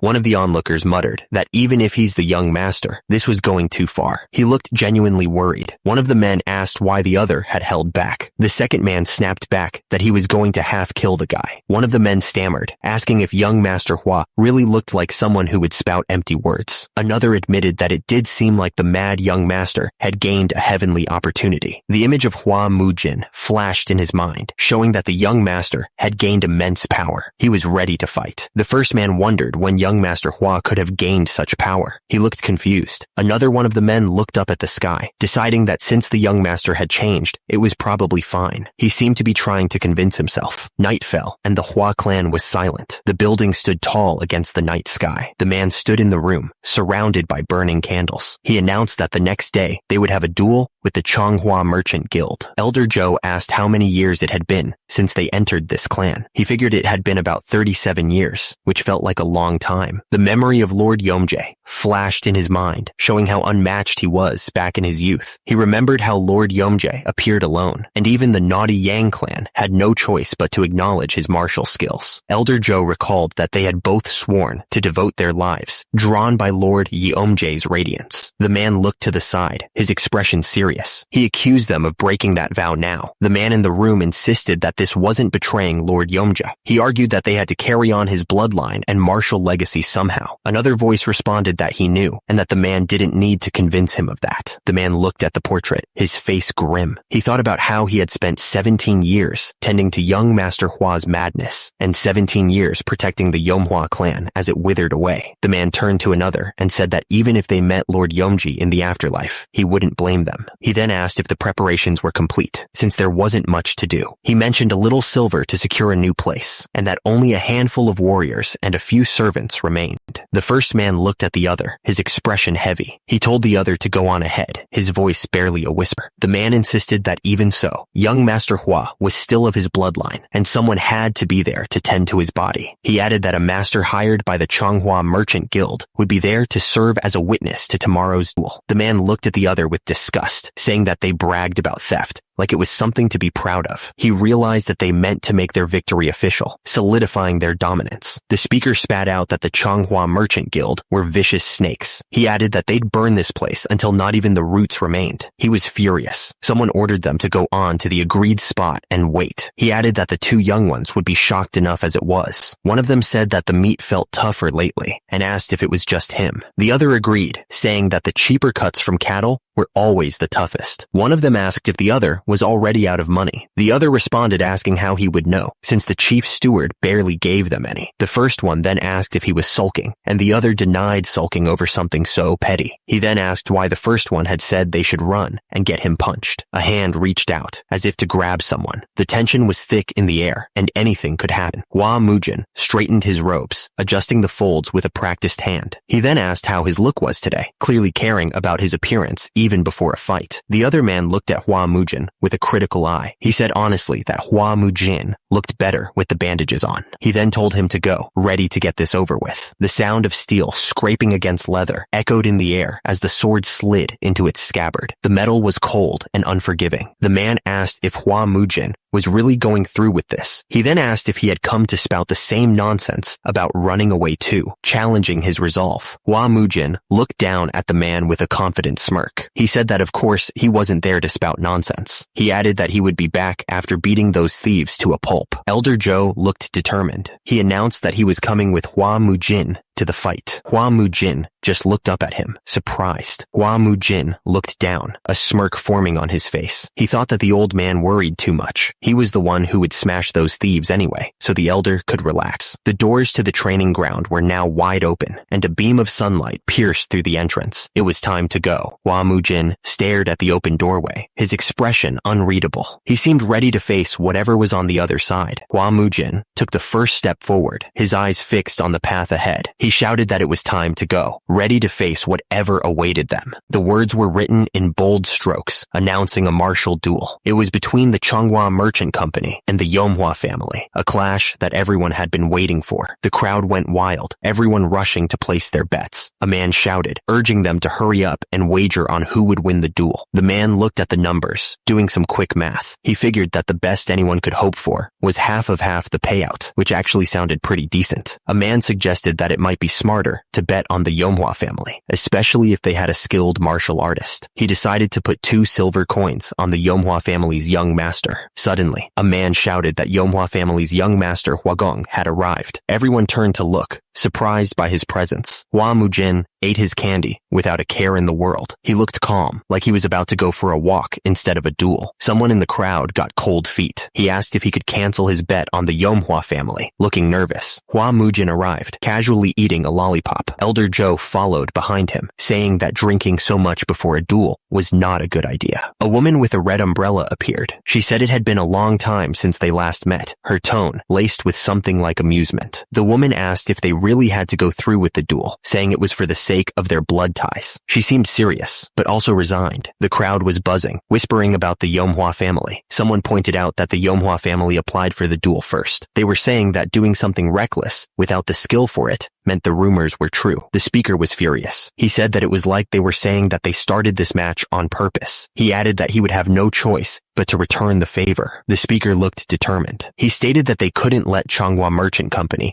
take away the Yomhua family's secret art. He added that they had no option but to fight like this. The crowd was confused. Someone asked if they coveted the Yom family's secret art. He wondered why the Changhua Merchant Company would want it. He finished by saying he had no idea what was really going on. The speaker watched with a cold smile. She wondered how long that composure of the other person's would last. The brazier burned brightly, the flames dancing in the wind. The entire arena was silent, waiting for the duel to begin. A voice boomed across the training grounds, demanding everyone's attention. The crowd quieted down immediately, waiting for the announcement. The speaker announced that Han Ik-gang of the Gongdong clan would be the witness for this duel. Han Ik-gang stood tall, his expression serious. The speaker continued, introducing Chiang Dobo, the next head of the Changhua Merchant Company, and Hua Mujin, the young master of the Yeomhua family. Hua Mujin stared at the other man, his eyes narrowed. The speaker declared that under the name of the witnesses, the duel would be fought with fair and square honor. The crowd roared in approval, ready for the fight to begin. The man gestured grandly, asking if Hua Mujin had received the items they sent. He then asked what Hua Mujin was talking about. The speaker smiled, explaining that the outfit Hua Mujin was wearing was the Yomhua family's combat battle uniform. He added that he personally sent it to Commander Huan Mujin's glorious battle return. Hua Mujin simply replied, asking if that was so. The speaker declared that when this duel ended, Hua Mujin would have to return the rest of the valuables as well. Hua Mujin stared at his greatsword, ignoring the threat. Hua Mujin took a step forward, his boots echoing in the silent arena. The tension was building with every move he made. The crowd murmured amongst themselves, wondering if the owner of the Yomhua family was truly a sword master. They doubted anyone could wield swordsmanship with such a large blade. The crowd was buzzing, questioning why the Yomhua family was focusing on bare-handed techniques all of a sudden. They wondered if the bare-handed master Hyun-san would be using bare fists. A man asked Masoka if Hua Mujin had said anything special. Masoka admitted that when he suggested they run away that morning, Hua Mujin had gotten really angry. The man looked nervous, saying he was only joking about running away. He insisted that he actually believed Hua Mujin would win, no doubt about it. The man wondered if running might have been the better choice after all. He then said that Hua Mujin had changed, and he wondered if someone could really change that suddenly, or if madness was somehow contagious. A man with a staff shouted, asking if both sides were ready to begin. Hua Mujin lowered his stance. His eyes narrowed as he gripped his sword tightly. The opponent on the other side grinned and asked if he was ready. A voice boomed across the training grounds, declaring that the duel was about to begin. The crowd held its breath, waiting for the first move. Hua Mujin didn't waste any time. He launched himself forward, his sword aimed right at the opponent. Hua Mujin's eyes widened slightly. He wasn't expecting the opponent to be so skilled, so ready. The two swords met with a deafening clang, sending sparks flying everywhere. The power behind the blow was incredible, shaking the ground beneath them. The spectators couldn't believe what they were seeing. So fast, they shouted in disbelief, eyes wide. The clash of swords echoed through the training grounds as Hua Mujin met his opponent's strike head-on. Wasn't Hua Mujin supposed to be severely mad? One spectator wondered. I heard he hadn't even learned martial arts. Where on earth does that power come from? The swords continued to grind against each other. Still, it's the skill of an one-day pup, another spectator scoffed, trying to downplay Hua Mujin's sudden burst of power. The duel intensified, the air thick with tension. Sparks flew as Hua Mujin and his opponent traded blows, each strike carrying immense force. The impact of another sword clash sent shockwaves through the training grounds. Hua Mujin kept his eyes locked on his opponent, his resolve unwavering. The duel was a storm of steel, the sound of clashing swords ringing in the air. Each strike was met with equal force, neither fighter giving an inch. The spectators watched with amusement, some even laughing at the display. They clearly didn't think much of Hua Mujin's chances. One spectator, watching from under his umbrella, was starting to reconsider his earlier assumptions. He thought to himself that Hua Mujin was surprisingly enduring. Another observer, studying the fight with a critical eye, compared Hua Mujin's skills to those of Daboga. He thought that, compared to the martial arts that Daboga had built up until now, it was negligible. Hua Mujin swung his sword with renewed determination, ignoring the doubts of the spectators. He was going to prove them all wrong. The punch connected with a sickening thud.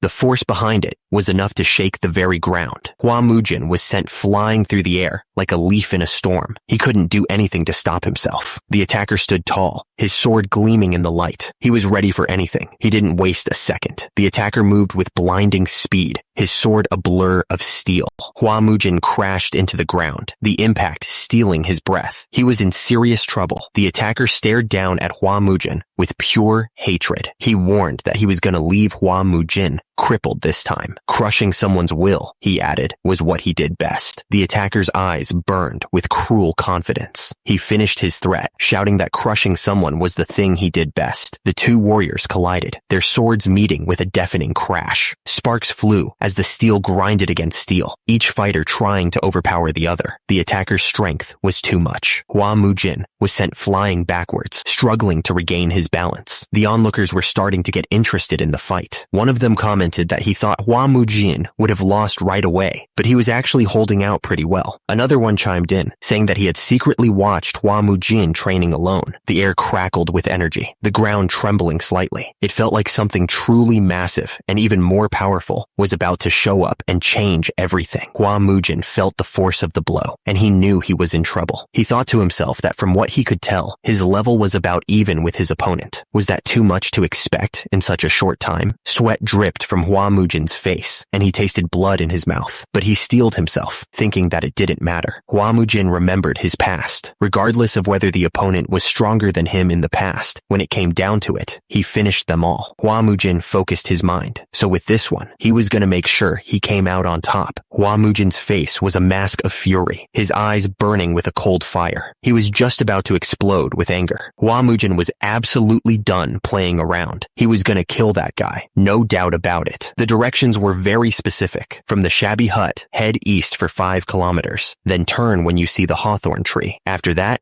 it was another 3 kilometers to wherever they were going. The carriage moved quickly, the wheels kicking up dust as it sped down the road. Leaves swirled around them, pushed by a strong wind. The man said he had finally arrived. He was relieved that the 2 kids with him were asleep, which made it easier to bring them along. The man asked if the other person really wasn't coming with him. He pointed out that the dead person was still a blood relative, and someone needed to gather his remains. The other man replied that he would personally oversee the last journey of young Master Hua. After that, he would meet them at the promised location. The man sighed, looking up at the sky. Turns out, he wasn't sure if he was doing the right thing at all. The clash of swords echoed through the training grounds. Sparks flew as the 2 fighters traded blows, neither giving an inch. The observer watched the fight intently. He thought that Chang Dobo was pretty good for someone his age, but in the end, he was only at the level of a sword demon. The 2 fighters collided with incredible force. The impact sent shockwaves through the air. The crowd watched with bated breath, the tension thick in the air. They were all waiting to see who would win. The crowd was watching the duel between Hua Mujin and Chang. One of them commented that young Master Hua seemed to have the upper hand. Apparently, the second moon of the Celestial Merchant Guild wasn't all that impressive. Chang's face was covered in sweat and blood. He was breathing heavily, starting to struggle against Hua Mujin. Hua Mujin's sword slammed into Chang, sending him flying backwards. The force of the blow shook the ground. The crowd gasped, realizing what was about to happen. Some of them yelled at young Master Hua to dodge. Hua Mujin wasn't listening to the crowd. He was completely focused, using the Peerless 9 Swords first form, preemptive step.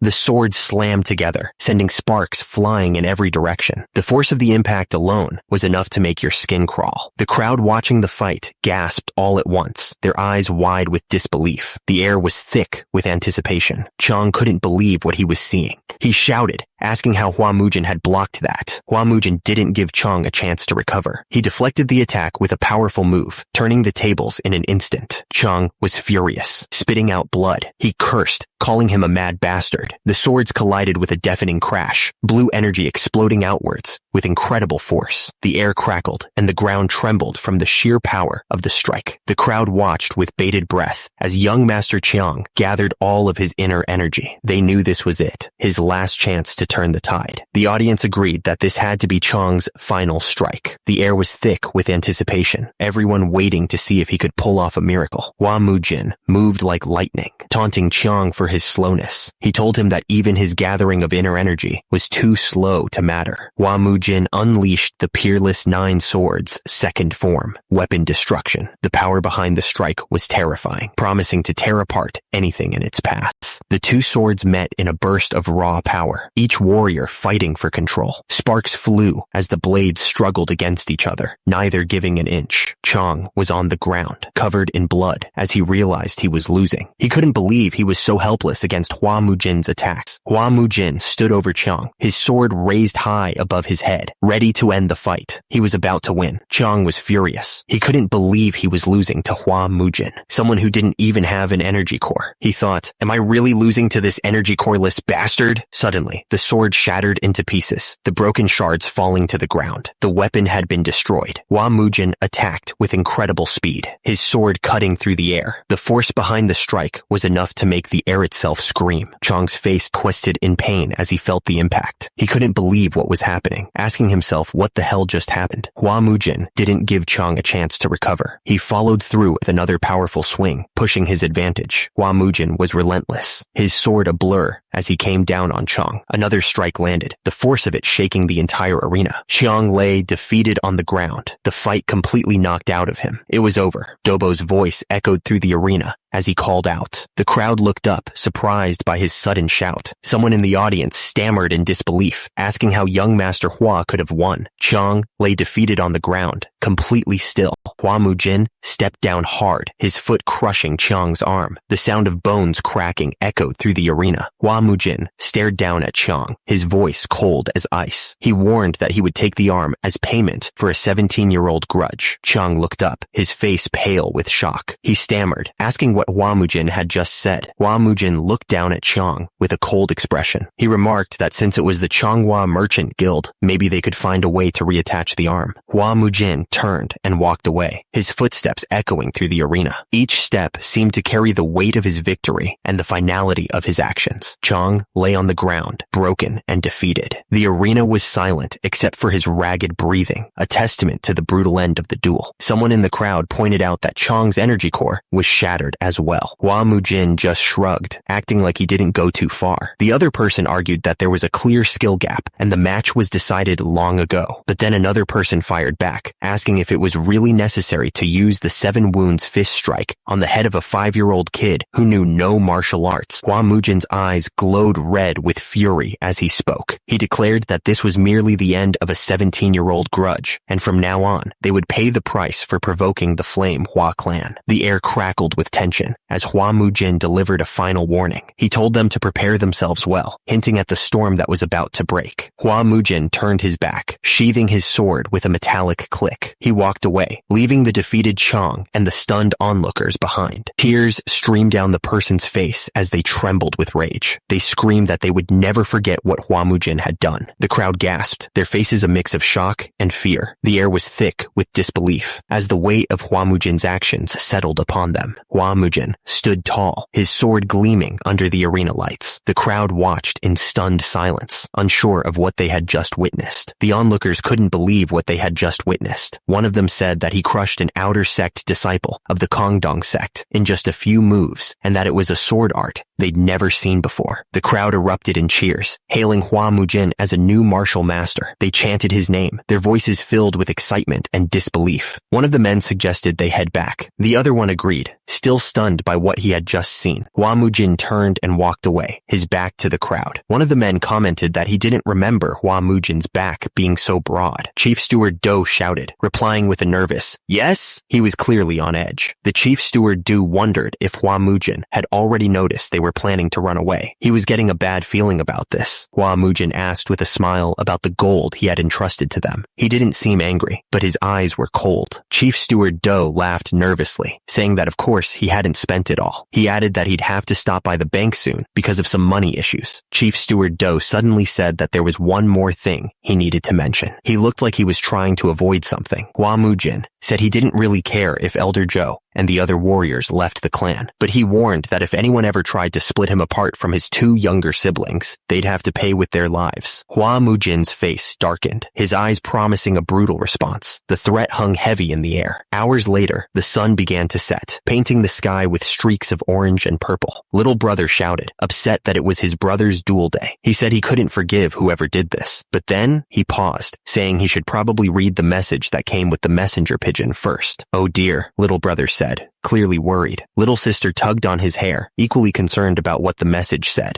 The message was clear. We're screwed. Will worry young Master Hua escape plan is discovered. Return immediately. It was a bad situation. So, since they were on the topic of money, Hua Mujin figured it was time for a debt party. He explained that a debt party is when someone can't pay their debts, so they hand over everything they have to settle them. Hua Mujin clarified that he wasn't talking about any old debt party. He was talking about those bastards from the Bango sect. He thought it was about time he dealt with them. Hua Mujin told Chief Steward Do to rest, saying he'd take care of everything himself. But Chief Steward Do was still worried. He said that even though the martial arts duel proved that Hua Mujin was different now, he still worried too much. Hua Mujin told him not to get tangled up with the Bango sect in any way. Then, Hua Mujin announced that he was heading out. Chief Steward Do just watched him go, looking concerned. The other man asked if Hua Mujin was really heading straight for the Bango sect, like this. Hua Mujin confirmed that he was, saying it was best not to delay troublesome business. Hua Mujin ordered Ma Sok to stay close behind him from now on. Ma Sok nervously agreed, but he was clearly confused, wondering why Hua Mujin was calling him Big Boss. They arrived at a large building, the sign above the entrance clearly stating, Usury Business Bangho Sect. It looked like they were finally at the Bangho Sect's headquarters. A man in a wide-brimmed hat stepped forward, looking surprised. He said he never thought he'd see Hua Mujin again in this lifetime. Hua Mujin replied that he'd come to pay back his debts, reminding the man that he was the one who had crippled that vicious Jungsun from the Zhonghua merchant group. He added that it was a quiet place and asked if their business had gone under. The man nervously explained that it wasn't exactly that their business had gone under. He said that most of the gamblers in Xichang had gone to watch Hua Mujin's duel. Hua Mujin realized that everyone had gone to see him fight. Hua Mujin stared at the man with the wide-brimmed hat, asking if they all must have held betting pools on his match. He looked absolutely serious, like he already knew the answer. The man quickly apologized, saying they meant no disrespect. He stammered that he was sure the odds were higher on Hua Mujin's side, hinting that they made a tidy sum from it. The man looked down, sweat dripping from his face. He mumbled, "Yes, sir," clearly nervous about what Hua Mujin was going to say next. Hua Mujin pressed him, saying they must have made good money thanks to him. He asked if they were planning to just stay silent about it, adding, "Damn it, planning to screw us again?" The man quickly assured him that wasn't the case, saying that they were going to properly express their gratitude. Hua Mujin seemed satisfied, saying, "Good, that's what I like to hear." The men could tell that Hua Mujin was completely different than before. The air around him was cold, like a martial master filled with killing intent. Hua Mujin asked where their boss was hiding. He warned that he didn't like having to ask twice. Hua Mujin took a step forward, saying that if they weren't gonna talk, he'd just have to make them. Hua Mujin stared at the man with the octopus head, asking if he was the boss. He said his boys told him about him, and asked why he had to make it so hard for someone who just wanted a word. Hua Mujin added that it wasn't like he had a pretty face to begin with. Hua Mujin then pointed out a brat standing behind the boss, calling him one of his lackeys. The Death Black Crow sneered, saying Hua Mujin had quite the mouth for a kid. He pointed out that Hua Mujin was from the Social sect, and asked if he was the one keeping his money. Hua Mujin scoffed, asking if this guy was from the Social sect. He questioned who told him to speak when adults were talking, and asked if he wanted a death wish before laughing. The Death Black Crow didn't hesitate. He jumped forward, yelling at Hua Mujin to go ahead and try to kill him then. One of the men shouted a warning to Hua Mujin. He yelled that Social sect or not, anyone who stood in Hua Mujin's way. Hua Mujin's sword flashed, piercing right through the guy. He finished the sentence, declaring that anyone who stood in his way gets a hole put through them. The swordsman fell backwards, his head splitting open from the force of the blow. Blood splattered on the ground as he crashed to the floor. Hua Mujin stood tall, his sword still dripping with blood. The speed of his attack was so fast, the swordsman didn't even see it coming. The Death Black Crow stared, his eyes wide. He thought to himself that he thought Hua Mujin was just some brat, but now he realized he's no ordinary man. The Death Black Crow looked at his hand, which was pierced by chopsticks. He remarked that Hua Mujin pierced his hand with chopsticks, no less, and called him an interesting little bastard. Hua Mujin scoffed, saying he felt nothing hearing that from a wrinkled old man like him. The Death Black Crow launched himself forward, his body surrounded by dark energy. He yelled at Hua Mujin not to get cocky. The Death Black Crow came crashing down with a powerful kick. The force of the blow cracked the ground beneath Hua Mujin. The Death Black Crow was furious. He demanded to know where Hua Mujin Mujin was looking. Hua Mujin dodged the attack at the last second, surrounded by a strange energy. The Death Black Crow's foot slammed into empty air. The Death Black Crow was stunned. He couldn't believe how some young punk could dodge his attack so easily. He was starting to get worried. Hua Mujin was right behind him, ready to strike. He grinned, saying he was going to open up one more hole in the guy. The air was thick with tension. The two men screamed at each other, their faces contorted with rage and fear. Hua Mujin stood over the guy,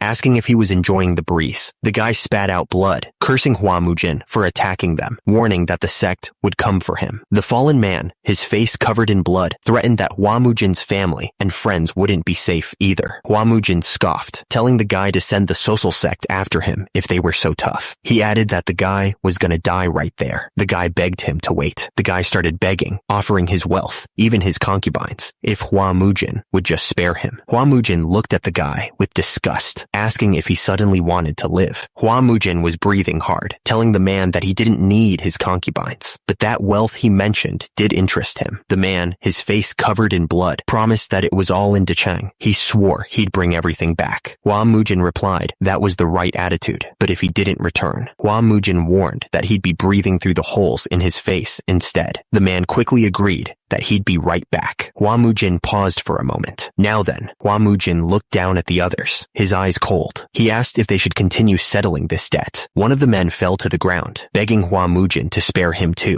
He was clearly terrified of what was about to happen. The man promised that he'd give Hua Mujin everything he owned if he spared him. His face was covered in sweat as he pleaded for his life. Hua Mujin looked down at the man with cold eyes. He told him that that was nonsense, since his property was already his. The man stammered, asking what he meant. Hua Mujin explained that the profits he'd wrung out of the commoners were 7,000 gold nyang. He added the price of all the lives he'd ruined by manipulating the martial clans. Wouldn't that just about equal all his assets? The man stammered that he'd give Hua Mujin everything, including. The man's eyes were wide with shock, a dark hole piercing his forehead. Hua Mujin asked him if he didn't understand plain speech, his voice dripping with disdain. Hua Mujin stood over the body, looking down with a cold expression. He asked why the guy kept offering what was already his, like he was too dumb to understand the situation. The remaining men watched with wide eyes, realizing they were next. The air was thick with fear, and nobody dared to move. One of the men, desperate to save himself, asked who was next in command after the dead guy. He stammered that he was the vice sect leader. Hua Mujin replied, surprised that he hadn't been expecting that. The vice sect leader begged Hua Mujin to spare him. He swore he'd live honestly if he got another chance, his voice cracking with desperation. Hua Mujin stared down at the vice sect leader. He told him that he could live, deciding to spare him for now. Hua Mujin then asked how much the dead man's property was worth, including his house, brothel, and cash. The vice sect leader reported that it all amounted to 4,000 gold nyang. Hua Mujin also wanted to know about the Bangho sect's total assets, including all establishments, which the man said were at least 10,000 gold nyang, plus a 500 gold nyang tribute to the social sect. Hua Mujin looked at the numbers. He noted that the Bangho sect leader had 4,000 gold nyang, and all business profits would naturally come to him. He added the Bangho sect's total assets of 10,000 gold nyang, the tribute to Sosol of 500 gold nyang, and compensation for their emotional damage, totaling about 20,000 gold nyang. He declared that this sounded fair. The vice sect leader stammered that he would prepare the transfer documents and bring them right away. Hua Mujin agreed, telling him to handle all documents and gold right there. The vice sect leader replied with a fearful, "Yes, sir." Hua Mujin paused, a dark glint in his eyes. He asked if they should start negotiating the ransom prices for the rest of them. The remaining men looked on, terrified. Hua Mujin told them he'd spared the leader, but he never said he'd spare the rest of them. The remaining members of the Bangho sect begged him to spare their lives. The man screamed, his face contorted with pure terror. It was a sound that echoed through the room, full of dread.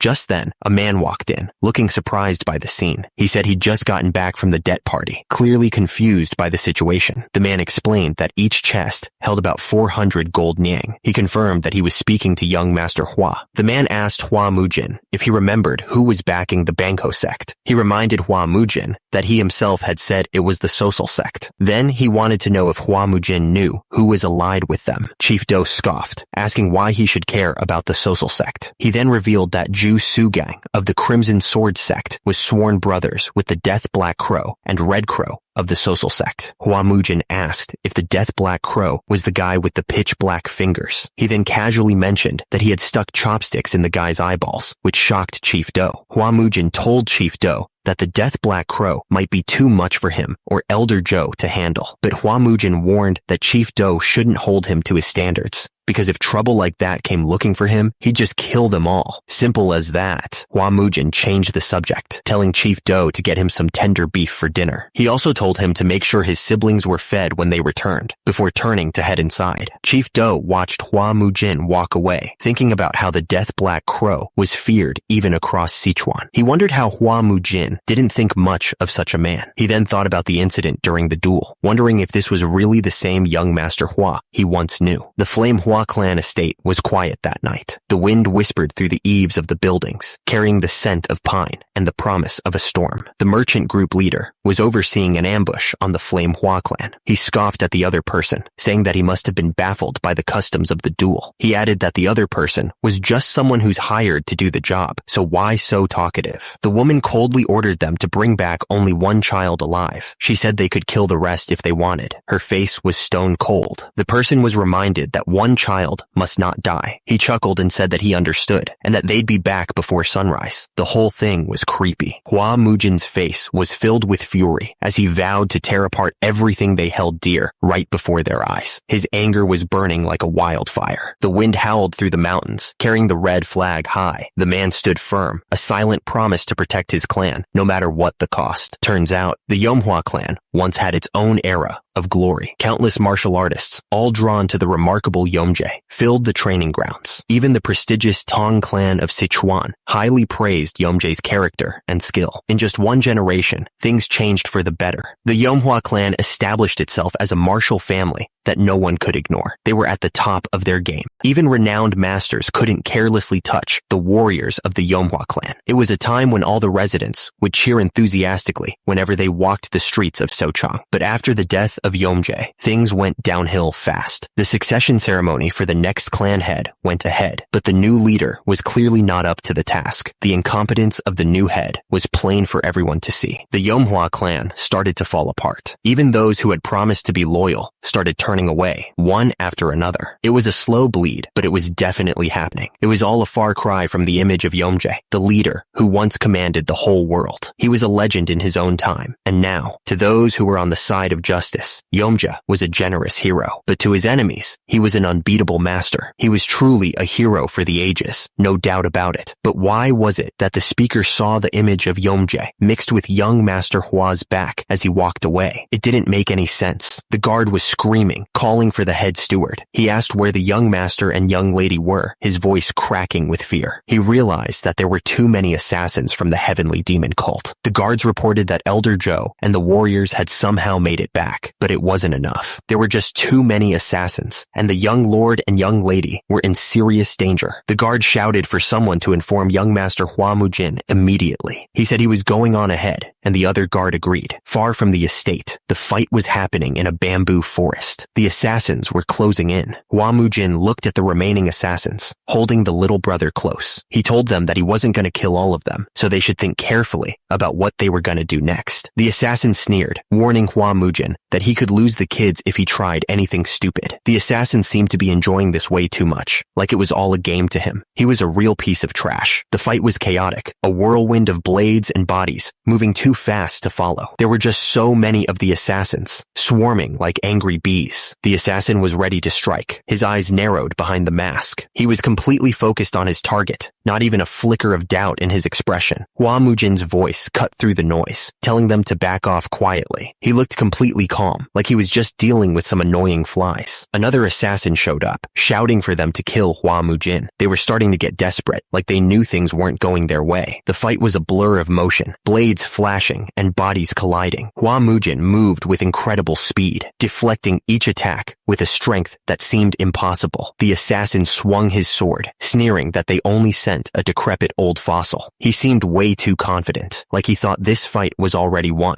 Elder Joe shouted for him to be careful, his face twisted with worry. He knew something was up, that this fight was far from over. Hua Mujin struck the assassin, sending him flying backwards. The force of the blow echoed through the air, leaving no doubt who was in charge. The assassin crashed to the ground, defeated. He was probably regretting his cocky attitude now, realizing he messed with the wrong guy. The assassin realized he was outmatched and shouted in frustration. He couldn't believe how fast Hua Mujin was, the blade moving faster than he could follow. The assassin's face was slashed open, blood spraying everywhere. He felt a sharp pain and realized he was in serious trouble. Another assassin yelled that they should handle this side, ordering his comrades to leave one kid alive and kill the rest. He was clearly enjoying this, the scumbag. The assassin raised his sword, declaring that it was time to die. He looked absolutely ruthless, ready to end someone's life without a second thought. A final scream echoed through the air as someone realized this was really the end. The attack landed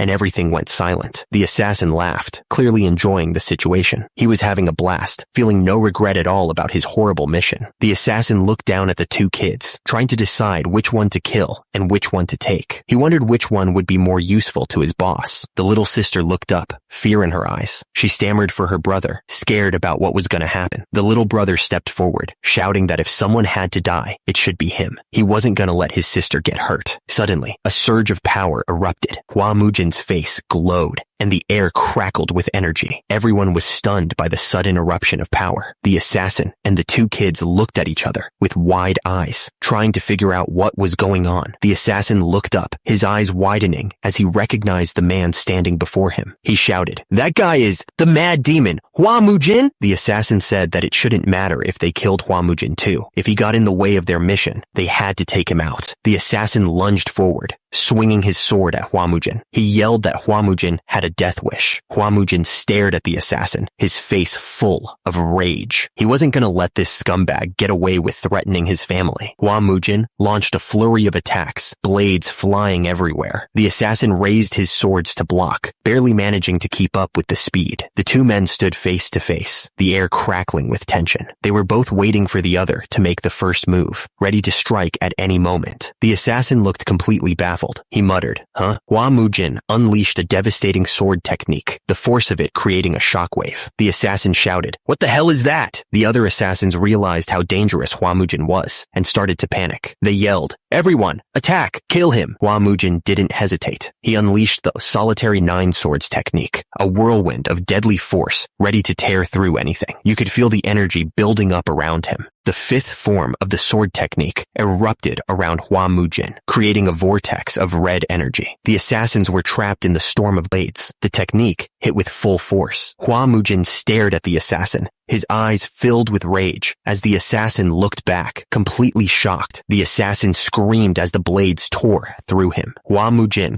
stood over him, showing no mercy. Hua Mujin stood there, covered in blood, as the assassin fell to the ground. The fight was over. The assassin realized he was facing a monster, not a man. He was done for. Hua Mujin stood there, his sword dripping with blood. The assassins were all dead. Hua Mujin looked down at someone, his face grim. He warned them not to even twitch if they wanted to live. Hua Mujin stood protectively in front of the children, a wall between them and the carnage. He was going to make sure they were safe, no matter what. The little sister looked up, confused. She asked if he was her brother. The little sister covered her eyes, telling Hua Mujin not to look. She asked if her brother had gotten rid of all the bad guys. Hua Mujin confirmed that he had, which was why she shouldn't look. Hua Mujin held the little sister close, asking if she was okay. The little sister stammered, saying that she was fine. Hua Mujin told the little brother that he must have been scared. The little brother puffed out his chest, denying it completely. He declared that he wasn't scared at all because he was a son of a martial family. Hua Mujin looked down at the little brother, giving a small smile. He told him that he did well. Hua Mujin turned to Elder Joe, ordering him to take the injured warriors and the children back to the estate. Elder Joe bowed his head, agreeing right away. He told everyone to hurry to the infirmary. Hua Mujin looked down at the lost arm, then asked how long the guy was going to want whine about losing just one arm. He clearly wasn't sympathetic. Hua Mujin glared down at the assassin and asked if that woman from the Changhua Merchant Guild had sent him. He looked absolutely furious. Hua Mujin stood over the injured assassin, his sword gleaming in the moonlight. He told him to answer properly, and maybe he'd let him live. The assassin stammered, asking if Hua Mujin would really let him live. He quickly added that Hua Mujin shouldn't make him repeat himself, because he could wipe them all out. The assassin admitted that he was right. He said that the head of the Changhua Merchant Guild, Bu Choyeon, had hired them through the Sarambang. The assassin asked if Hua Mujin was really going to spare him. He was clearly scared. Hua Mujin told him that if he didn't want to die, he should run back and tell that woman something. Hua Mujin stood over the bodies of the fallen assassins, his eyes burning with rage. He told the guy to tell that scumbag how Hua Mujin of the Yomhua clan had slaughtered her people and how he was going to kill them all from now on. A few people noticed Hua Mujin walking toward them, and one of them pointed out the blood covering him. Another asked who it could be, answering that it was the lunatic from the Flame Hua clan. The guy wondered if his madness had gone away, but decided that it looked even worse. Anyone who saw Hua Mujin walking down the road, covered in blood from head to toe, couldn't laugh at him anymore. They couldn't look down on him either. Not anymore. One of the people mentioned that Hua Mujin had taken down Bangho sect all by himself. Another person was shocked, calling them vicious bastards. Someone else added that he had even left the second son of the Changhua Merchant Guild half paralyzed. One of them recalled that people once called Hua Mujin the mad young master. He thought it was strange, remembering that when Hua Mujin was a kid, they had called him a prodigy blessed by the heavens. He wondered if that talent was returning, now that they were calling him the hidden dragon of the Sichang. Hua Mujin just kept walking, leaving the gossiping crowd behind him. He had a mission to complete, and he wasn't going to let their opinions slow him down. One of Hua Mujin's men came running, shouting, "Young master!" The man sighed in relief. "Thank goodness. You're walking on your own. Are you hurt anywhere?" Hua Mujin waved him off, saying he was fine. He asked if everyone was in the medicine hall. The man confirmed. Yes, not a single one escaped injury. The second young master and Lady Goyon are resting in their rooms to regain their strength. Hua Mujin nodded, satisfied. "Well done. Prepare a bath for me right away." The man agreed immediately. Night had fallen over the estate. The building stood silent under the moonlight. Hua Mujin sank into the hot water, letting the heat soothe his aching muscles. He let out a long breath, finally able to relax for a moment. Hua Mujin muttered to himself about the second young master and Lady Goyon needing to rest to regain their strength. It was something unthinkable for the children of a martial clan. Hua Mujin didn't want those two to see the cruelty of the world just yet. If he could, he'd rather let them live, seeing only good things. Hua Mujin stared at the orb, wondering if he was protecting someone else onto those kids. He was starting to get protective. Hua Mujin repeated the thought in his head, reinforcing his decision. He was going to make sure they were safe. Hua Mujin leaned back in the bath, looking out the window. The moonlight cast long shadows across the room as he thought about the future. The next day, the air in the medicine hall was thick with anticipation. Someone asked, stuttering, about the Red Flame art manual. Hua Mujin confirmed that it was indeed the Red Flame art manual he was asking about. He wondered why the other person was so startled. He asked if he had asked for something he shouldn't have. The man with the beard looked at Hua Mujin suspiciously, asking for the reason why he was asking for it. Hua Mujin looked absolutely furious. He wondered if the man was worried he'd relapse and tear it apart in another fit. He quickly denied that was the reason. Hua Mujin declared that the man couldn't possibly teach his clan's secret techniques right now. So, starting tomorrow, he would personally train the two of them. Elder Ju sighed, and judging by his face, he clearly doubted Hua Mujin. He quickly denied it, though. Elder Ju said that there was no need to worry and that nothing would happen. He handed over the Red Flame art manual, understanding the situation. Hua Mujin said goodbye and asked the man to rest well. Elder Ju asked him to please take care. Elder Ju sighed, wondering if this would really be okay. The other man told him not to worry so much. He reminded him that he'd seen Hua Mujin's astonishing swordsmanship. The man continued that Hua Mujin's fits had stopped recently, and he was clearly improving. Honestly, it looked like he was almost cured. He figured it must be that the specialist treatment was finally working. Hua Mujin thought that this wasn't just any ordinary encounter. It had to have been with a powerful martial master. There was no other explanation. He felt like the 17-year shadow cast over the Flame Hua clan seemed to finally be lifting. At the Flame Hua clan training ground, Hua Mujin began to explain the butterfly dance. The little brother asked what the bee buzz meant, since he didn't understand. Hua Mujin told them that it meant to face your opponent as if freezing their feet in place, while your own movement remained as free as a butterfly's. He looked at them with pride, hoping they would understand. Hua Mujin said that it was a fundamental movement technique he created himself based on countless real combat experiences. The little sister looked surprised and said that Elder Ju said he barely had any real combat experience. Hua Mujin panicked and told her not to say that out loud. Hua Mujin cleared his throat and said that there was enough theory and that it was time to move to actual sparring. He told both of them to attack him with the most basic technique they learned. The little brother looked excited and said he was coming.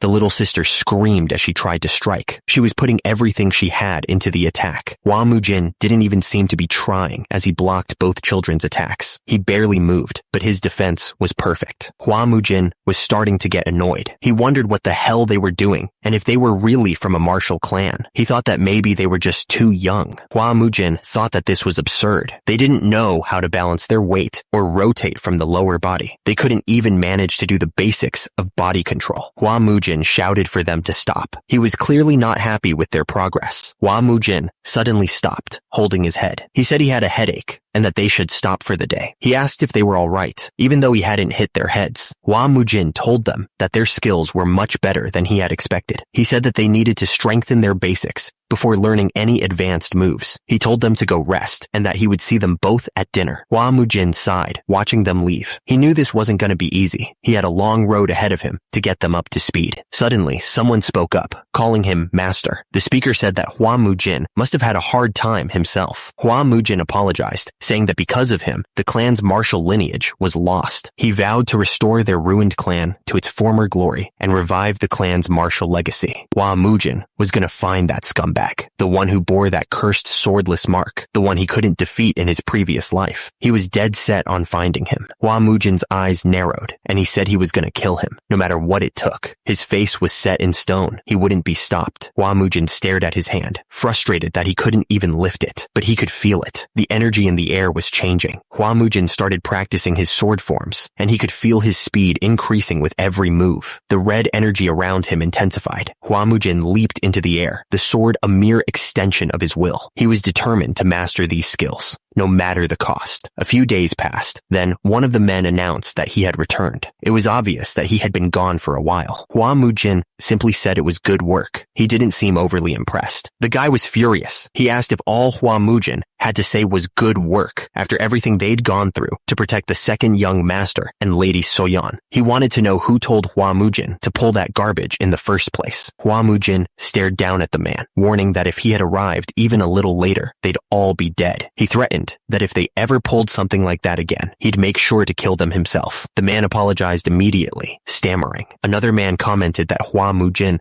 was definitely getting better. He said that he was the only one who could treat the young master, and that with just a few more sessions, Hua Mujin would be fully cured. The guards saw the approaching figure, and one of them asked who it was, saying they didn't have any food for beggars. But another one of the men quickly corrected him, pointing out that it was Sir Taoist, the same man who had treated them. The man apologized deeply to Sir Taoist, explaining that the young lord hadn't fully recovered yet. He then cleared his throat and shoved another man out of the way, trying to make amends for the rude behavior. The man realized how rude he had been and apologized, explaining that he hadn't recognized Sir Taoist at first. He looked genuinely embarrassed by his mistake. Sir Taoist smiled slightly, saying that they must be hungry after their long journey. He politely asked them to come inside first, trying to ease the awkwardness. A few days before, the man recalled that the Taoist had inherited the Taoist lineage of the Wudong sect. He also remembered that the chief steward had paid a hefty sum to invite the Taoist, who was famous for his miraculous martial arts and positive energy healing. Hua Mujin looked at the Taoist and said, "So this is the man? Please, come in." He cleared his throat, signaling for the Taoist to enter. The chief steward bowed deeply to the Taoist, showing his respect. He seemed eager to please the man who had been invited at such a high price. The chief steward looked at the Taoist suspiciously, asking if he had really inherited the Wudong sect's Taoist lineage. He seemed to be testing the Taoist's claims. The Taoist stammered for a moment, then declared that he was the only Taoist to inherit the true essence of the Wudong sect. He boldly proclaimed, "I am the Wudong White Immortal." Hua Mujin looked down at the Taoist with a smirk, saying, "So you claim to be the Wudong White Immortal? How strange. I've never heard of any successor of Wudong's Taoist lineage surviving." The Taoist stammered, looking up at Hua Mujin. He tried to defend himself, saying that it was nonsense and he was the real deal. He told Hua Mujin to listen to him and tell him the truth while he still could, because he wouldn't be able to turn back later. Hua Mujin looked at the Taoist with a skeptical expression. He asked what the Taoist was saying and if he was doubting him. Hua Mujin told him to go on and keep talking, and he'd try to believe him for real. Hua Mujin drew his sword and prepared to strike the Taoist. He said that if the Taoist was truly a disciple of the Wudong sect, dodging the sword should be a piece of cake. He moved fast. The Taoist screamed as Hua Mujin's sword came closer. He couldn't dodge it. He was terrified. The chief steward started yelling, asking what Hua Mujin was doing and demanding that someone stop him. He questioned why the young master was treating the grand man before him that way, but Hua Mujin cut him off immediately. He told the chief steward to shut up and go fetch a bucket of water quickly, because he was going to show everyone something funny. Hua Mujin didn't even wait. He poured the water on the Taoist's head, soaking him completely. The Taoist just groaned in shock, not expecting that at all. The Taoist looked absolutely furious. He shouted, asking what this madness was. He demanded to know if the Flame Hua clan repaid kindness by humiliating their savior. Hua Mujin didn't say a word. He reached out and grabbed something on the Taoist's face, pulling hard. Turns out it was a fake beard. The chief steward and the others stared in disbelief. The chief steward stammered, realizing that the Taoist was a fraud. Hua Mujin stared down at the Taoist, a sinister smile spreading across his face. He pointed out that the guy had even glued the beard on carefully before calling him a filthy fraud. Hua Mujin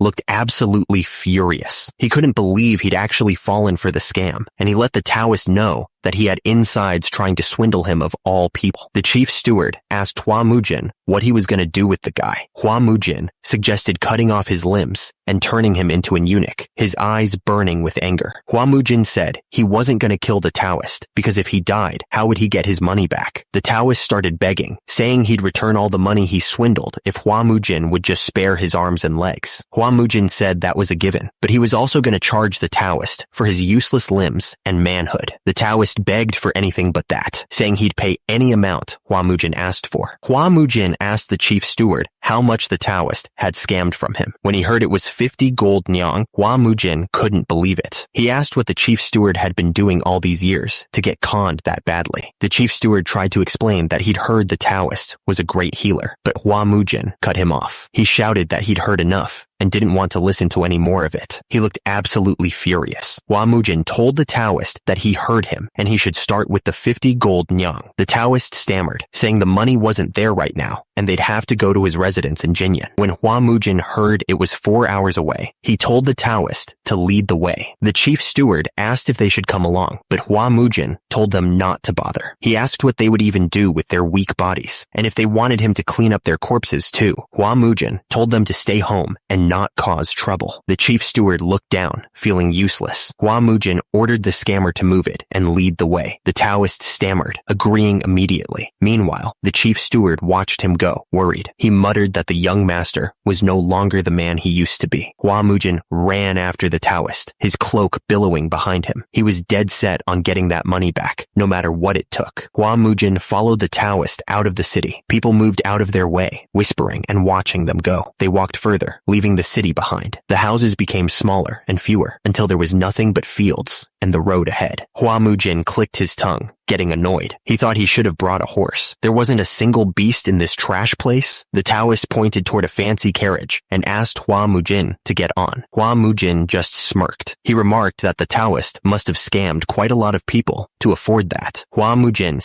stared at the carriage with a raised eyebrow. He commented that it was a fine 4-horse carriage and that he was impressed. Hua Mujin clicked his tongue in anticipation. Then he stepped inside the fancy carriage, ready to enjoy the ride. He looked around the interior, taking it all in. The inside was even lavishly decorated, he thought. Hua Mujin ran his hand along the soft cotton and leather. He remarked that the carriage was lined with cotton and finished with leather. He then added that the Taoist really had a strong work ethic for a crook. Hua Mujin asked the Taoist why he didn't find honest work if he was so professional. The Taoist replied that he would make sure to do that from now on. Hua Mujin was clearly not buying it. Hua Mujin told the Taoist to wake him up when they arrived, deciding to get some sleep. The Taoist replied that he understood and told him to rest well, looking concerned. The Taoist thought to himself that Hua Mujinshin should just wait, looking furious. He then told the driver to depart, his eyes filled with malice. The carriage started moving, climbing up a steep mountain path. The road ahead looked long and winding, disappearing into the distance. The carriage continued its journey through the mountains. The horses trotted steadily, their hooves echoing through the quiet landscape. The carriage wheels turned, grinding against the rocky path as they climbed higher into the mountains. The horses kept pulling, unaware of the danger ahead. The carriage finally stopped. The Taoist stepped out and announced that they had arrived. The bearded man ordered his minion to drag Hua Mujin out of the carriage. He wanted to make an example of him. Again, the Taoist's face twisted with rage. He couldn't believe someone would try to mess with a Taoist who was trying to help people. He was clearly furious. A huge thug loomed over the sleeping Hua Mujin. This was the price he would pay for getting in the way. The thug's fist came down, a brutal strike aimed at Hua Mujin. He shouted not to resent them as his fist got closer. Hua Mujin's eyes snapped open, filled with shock. What the hell was happening? He realized that they had already arrived at their destination. But why was he about to get punched? The thug's fist connected with a sickening thud. The force of the punch sent Hua Mujin flying. The chief steward watched in disbelief as Hua Mujin was struck. He couldn't believe what he was seeing. The Wudong White Immortal seemed impressed, his hands glowing with power. He admitted that Hua Mujin really wasn't all talk. Hua Mujin stared at the Wudong White Immortal suspiciously. He asked how Jinyang had become such an isolated forest. Was he the target from the start? He thought the man was just a scammer, but it looked like he could scheme too. The Wudong White Immortal smirked, a dangerous glint in his eyes. He said that he was getting bored anyway. The Wudong White Immortal's red eyes narrowed, a sinister smile spreading across his face. He challenged Hua Mujin to show him what he's got. The man bellowed, demanding everyone come out. He warned that the dandy was trying to shorten his own life. The thugs moved into action, grabbing their weapons. They were ready for a fight. Suddenly, a group of 4 fighters appeared, surrounded by a dark energy. They were Zhongshan's 4 demons. The attacker looked at Hua Mujin with disgust. He commented that his appearance was ugly as hell, and he could sense demonic energy. The attacker noticed the weapons of the 4 demons. He remarked that they were pretty varied. The attacker looked at Hua Mujin, a smirk playing on his lips. He told him to show him what he could do. The attacker didn't wait for an answer. He moved in a blur, his hands glowing with red energy.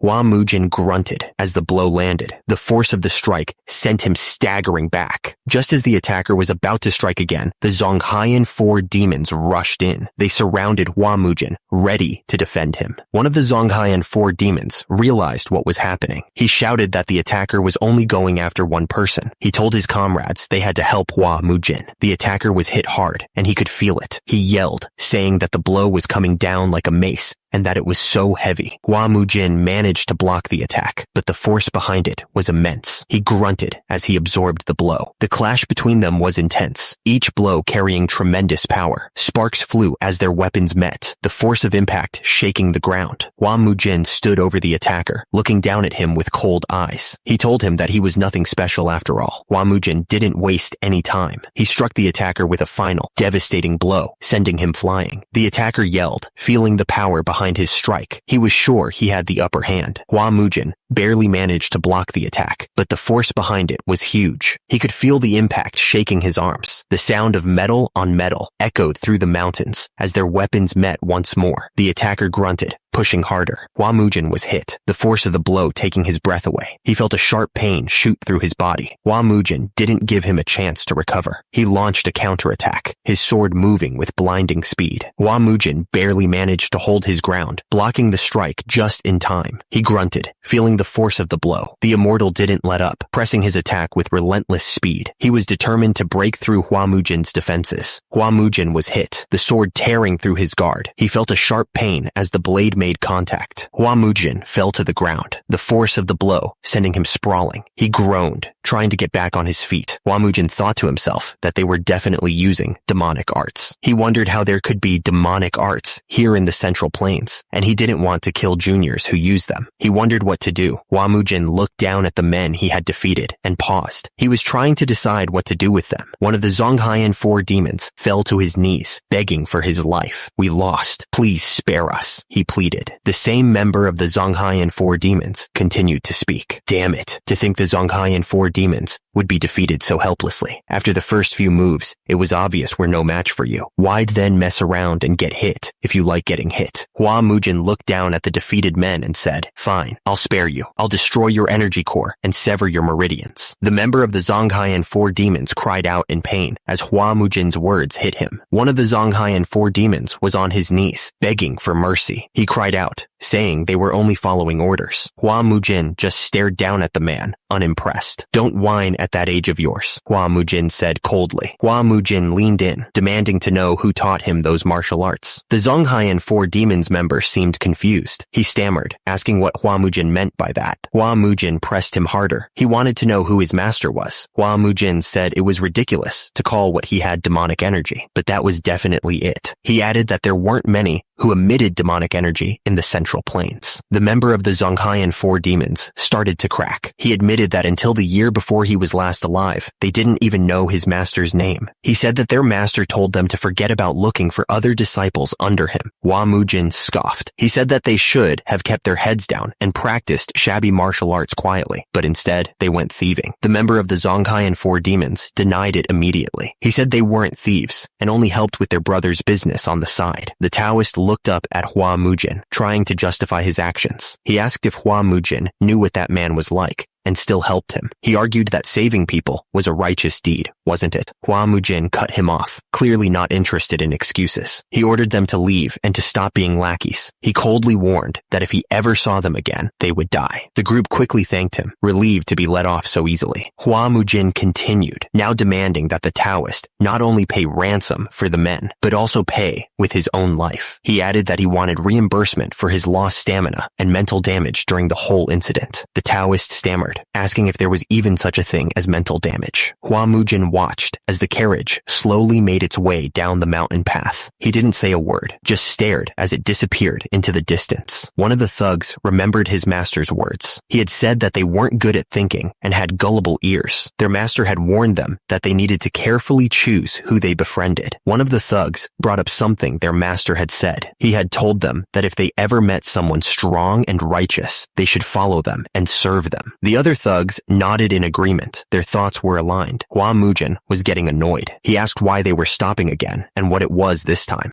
The thugs bowed down to Hua Mujin. They shouted that he was their boss. The thugs pledged their loyalty, promising to serve until their death in the Hua clan and begging him to take them in. Hua Mujin looked at them, confused. He asked if they had gone crazy from getting beat up so much and why they were calling him boss. The thugs kept going, saying they weren't even that good yet. They begged Hua Mujin to take care of them as their boss. Hua Mujin was so shocked that he could only ask what was going on. The horse-drawn carriage continued its journey through the night. The steady rhythm of the hooves was the only sound for miles. Back in the carriage, Hua Mujin lay staring at the roof. Something was bothering him, and he couldn't shake it off. Hua Mujin was surrounded by his new followers, all of them waiting for his orders. He knew he had to make this work, for their sake and his own. Cheol Muk couldn't believe it. He asked Hua Mujin if he was really only 23 years old, wondering if everyone had suffered some kind of energy problem. Hua Mujin asked what was so unbelievable, but Cheol Muk just told him to forget it. Meanwhile, an old man watched from the shadows, his face unreadable. He seemed to be waiting for something to happen. Hua Mujin lay there, thinking about the whole situation. He couldn't understand how demonic arts users could become warriors of ruined households of the Orthodox sect, wondering if it even made sense. Cheol Muk spoke up, saying his master always told him that being a demonic arts user was a way of living, an identity. It wasn't just a faction or affiliation. Dong Jiak chimed in, saying that realistically speaking, no Orthodox family would accept demonic arts users. He added that they would just get dragged into scandals and they would smash the teeth of anyone who dared to say a thing. Hua Mujin smiled slightly, saying they reminded him of someone. He paused, then warned them that if they wanted to serve under another household, Hua Mujin's voice was stern, as he declared that they must be willing to stake their lives on any order he gave, whether they liked it or not. He finished by saying their personal freedom meant nothing, and they must obey like a dog for the honor of the household. The thugs looked up, practically begging for orders. They shouted that they understood, promising to devote themselves wholeheartedly to their new boss. Hua Mujin raised his hand slightly, looking a little annoyed by their eagerness. He sighed, telling them to do as they wanted, declaring that they were now warriors of the Flame Hua clan. The thug thanked Hua Mujin, then quickly corrected himself, saying he should be called Young Master. He asked if that was understood, and the others immediately responded, confirming that they understood Young Master. Hours later, the moon hung high in the sky, casting a pale light across the land. The clouds drifted slowly, as if watching over everything that happened below. The wagon slowly approached the imposing gate, the sound of its wheels echoing in the night. They were arriving at their destination, ready to face whatever awaited them. Hua Mujin stared up at the massive estate, the gates looming above them. One of the thugs looked up at the building and asked if it was his house, clearly impressed by its size. Hua Mujin stuttered, telling them to come inside, then ordered the guys to open the gate. He looked nervous as he spoke, but still tried to sound like he was in charge. One of the men looked confused and asked Hua Mujin what was going on. Hua Mujin didn't answer his question, instead telling him to prepare food in the annex building and to do it quickly. Hua Mujin changed his mind, telling the guy to forget about the food. He said that they needed to check his treasure room first, then pointed the way, acting like he was in control. They all entered the building, and one of the thugs looked around, clearly impressed. He commented on how well Hua Mujin had been living on the money he had swindled, sounding a little jealous. Sojin asked what was the matter, wondering if something troubling had happened to Hua Mujin. Hua Mujin told Brother B that it was nothing and ordered him to go back inside. But Sojin wasn't convinced, pressing him to tell him what was going on, asking if it had something to do with the new guests. One of the thugs told Sojin to leave, asking why he was sticking his nose where it didn't belong. He sighed, saying that judging from his clothes, Sojin must be one of the swindler's guests, and guests shouldn't meddle in household affairs. Hua Mujin's eye narrowed, his gaze hardening as the tension in the air thickened. Sojin was told that he had quite the foul mouth, and one of the thugs asked Hua Mujin if he should deal with him. Hua Mujin quickly said no, telling them it was a misunderstanding and that they were his guests. The thug grinned, ready to introduce the new arrivals. He announced that he was presenting Zhongshan's 4 demons and the Flame Hua clan's first young master with a flourish. The young master scoffed, saying that he wasn't surprised Hua Mujin's tongue was so sharp. He called him the insane eldest son of the Flame Hua clan and accused him of running around with lowlifes and terrorizing commoners. The young master added that Hua Mujin's grandfather must be weeping in his grave. Zhongshan's 4 demons didn't waste any time. They moved forward, ready to attack, calling Hua Mujin's group pathetic trash. Bigojin stepped in front of Hua Mujin, drawing his sword. He stammered nervously, telling Brother do not to worry. Bigojin declared that he wasn't the kind of scabby swordsman to lose to such scum. The thug's eyes widened in disbelief at Bigojin's sudden confidence. He could only stammer,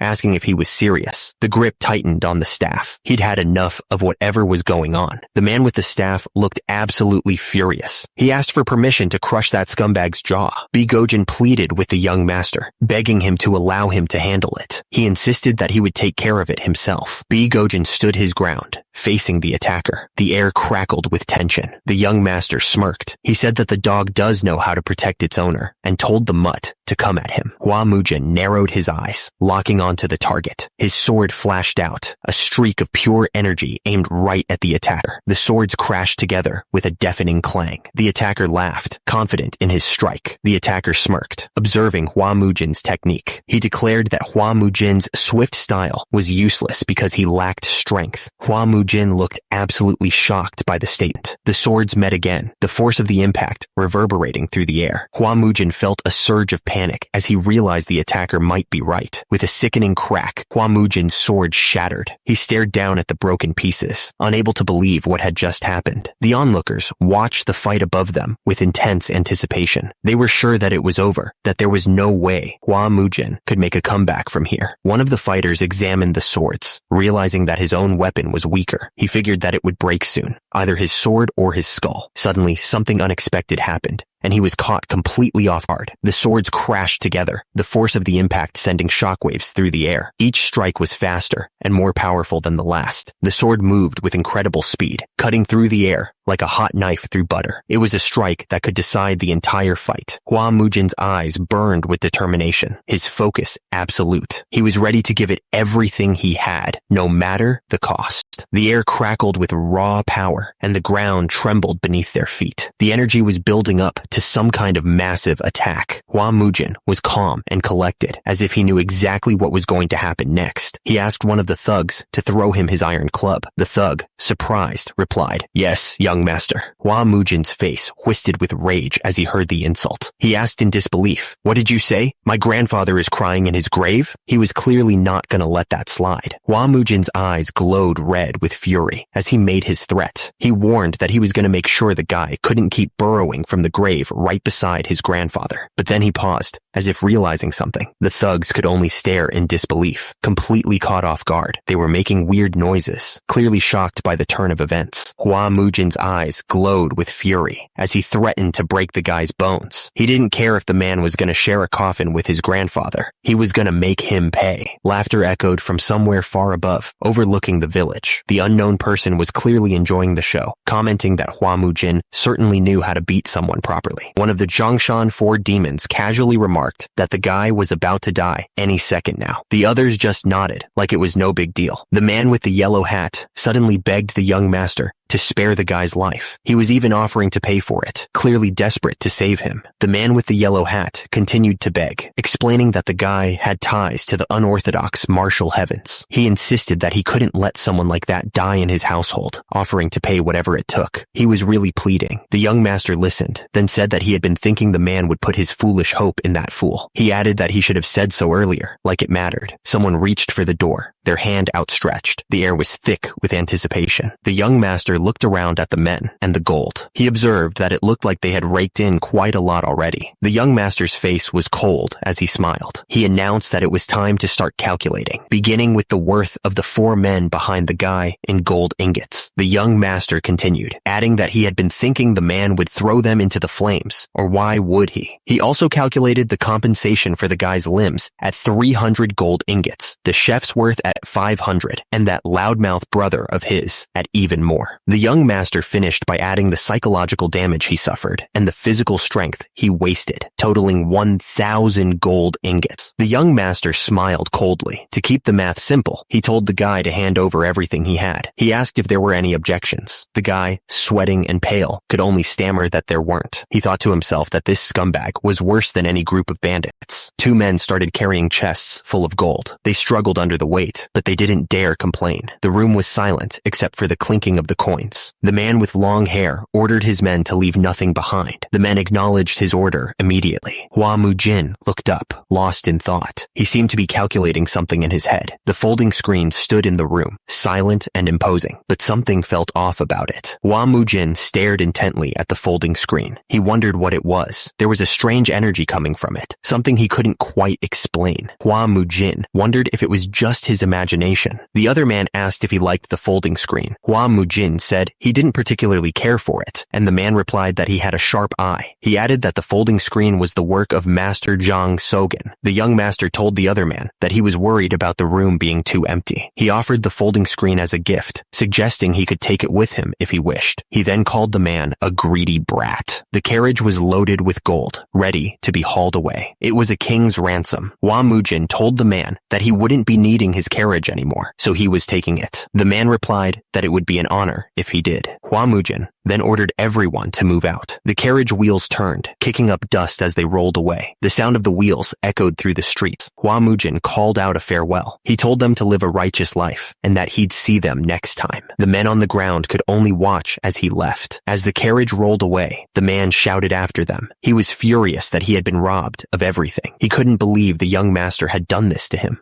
The man looked up to the sky, tears streaming down his face. He cried out, wondering what he had done to deserve this. He couldn't believe he had encountered such a lunatic. Meanwhile, back at the Flame Hua clan compound, the building stood silent. The place was a shadow of its former glory, waiting for someone to restore it. Suddenly, the man's eyes widened. He looked completely shocked, like he had just realized something important. He stammered, trying to understand what was happening. Men were carrying boxes full of gold. The others watched, trying to figure out what was was going on. They were all completely confused. The subordinate was shocked and asked where the young master got all that money. He nervously wondered if he had killed someone for it. The young master denied it and told him to keep the money safe. Anyway, MASOK asked the subordinate how old those people over there looked to him. The subordinate examined them and said that they looked far from ordinary with their strong builds. MASOK said that they all looked to be over 40, no matter how he looked at them. He asked where Chief Do and Elder Joe were. The subordinate said he'd tell them that, and they'd like it. The subordinate explained that very important guests had arrived, so Chief Do and Elder Joe were entertaining them in the reception hall. He added that they told him to bring the young master there as soon as he got back. The young master was suspicious and wondered if another scammer had come to cheat them. The subordinate quickly denied it and begged him not to hit these people. He urged the young master to hurry and wondered what those old men had done this time. The young master had arrived. He walked through the doorway, ready to face whatever awaited him. Two men greeted the young master with enthusiasm. They seemed genuinely happy to see him. The man introduced the three merchant group leaders to the young master. He explained that they had generously supported the clan during difficult times. Pung Kwan O, the leader of the Pungyang merchant group, stepped forward. He said he'd heard rumors of the hidden dragon awakening and now saw that they were true.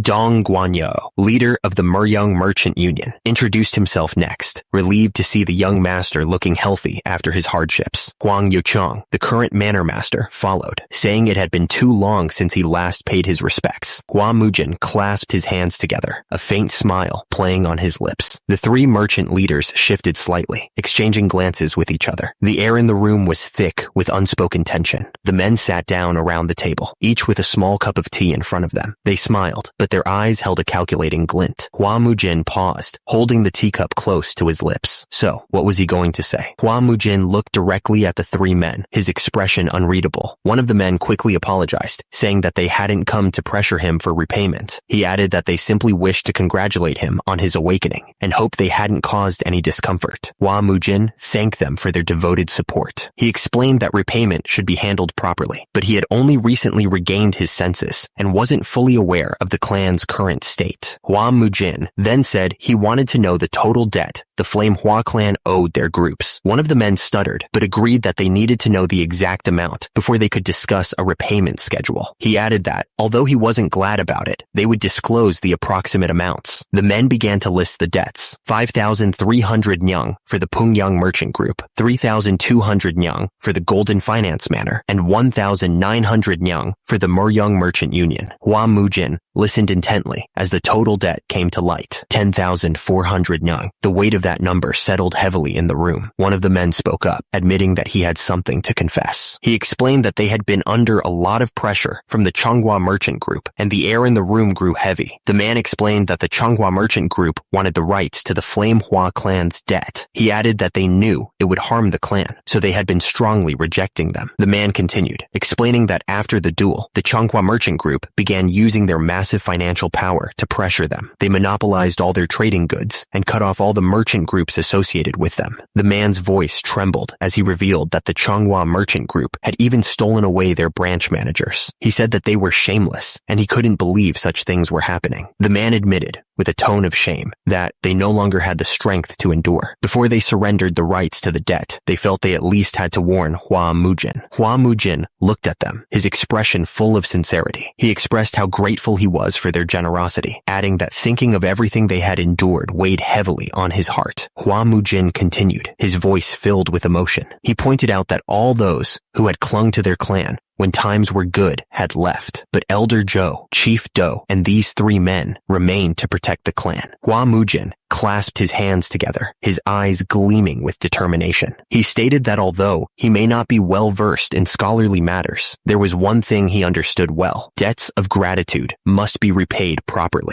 Hua Mujin stood tall, a confident smirk playing on his lips. He declared that he would repay everything the Flame Hua clan owed them right away, his voice ringing with conviction. Elder Joe and Chief Do exchanged surprised glances, their eyes wide with disbelief. One of them stammered, questioning if that was truly possible, a glimmer of hope flickering in his eyes. Amujin's eyes narrowed as he spoke with conviction. He declared that, in return for their help, he would free their groups from the Changhua merchant group's control. His words hung heavy in the air. A hush fell over the room as everyone listened. They were clearly surprised by his bold statement, waiting to see what would happen next. Chief Do leaned forward, his expression hopeful. He asked young Master Mujin if this meant he was willing to use force on their behalf. The question was heavy with expectation. Hua Mujin responded immediately with confidence, but another man interrupted in panic, questioning if young Master Mujin even knew who was backing those scumbags. The man's concern was obvious. The man with glasses looked up in alarm. He revealed that it was the Kongdong sect, one of the strongest sects in the entire Murim,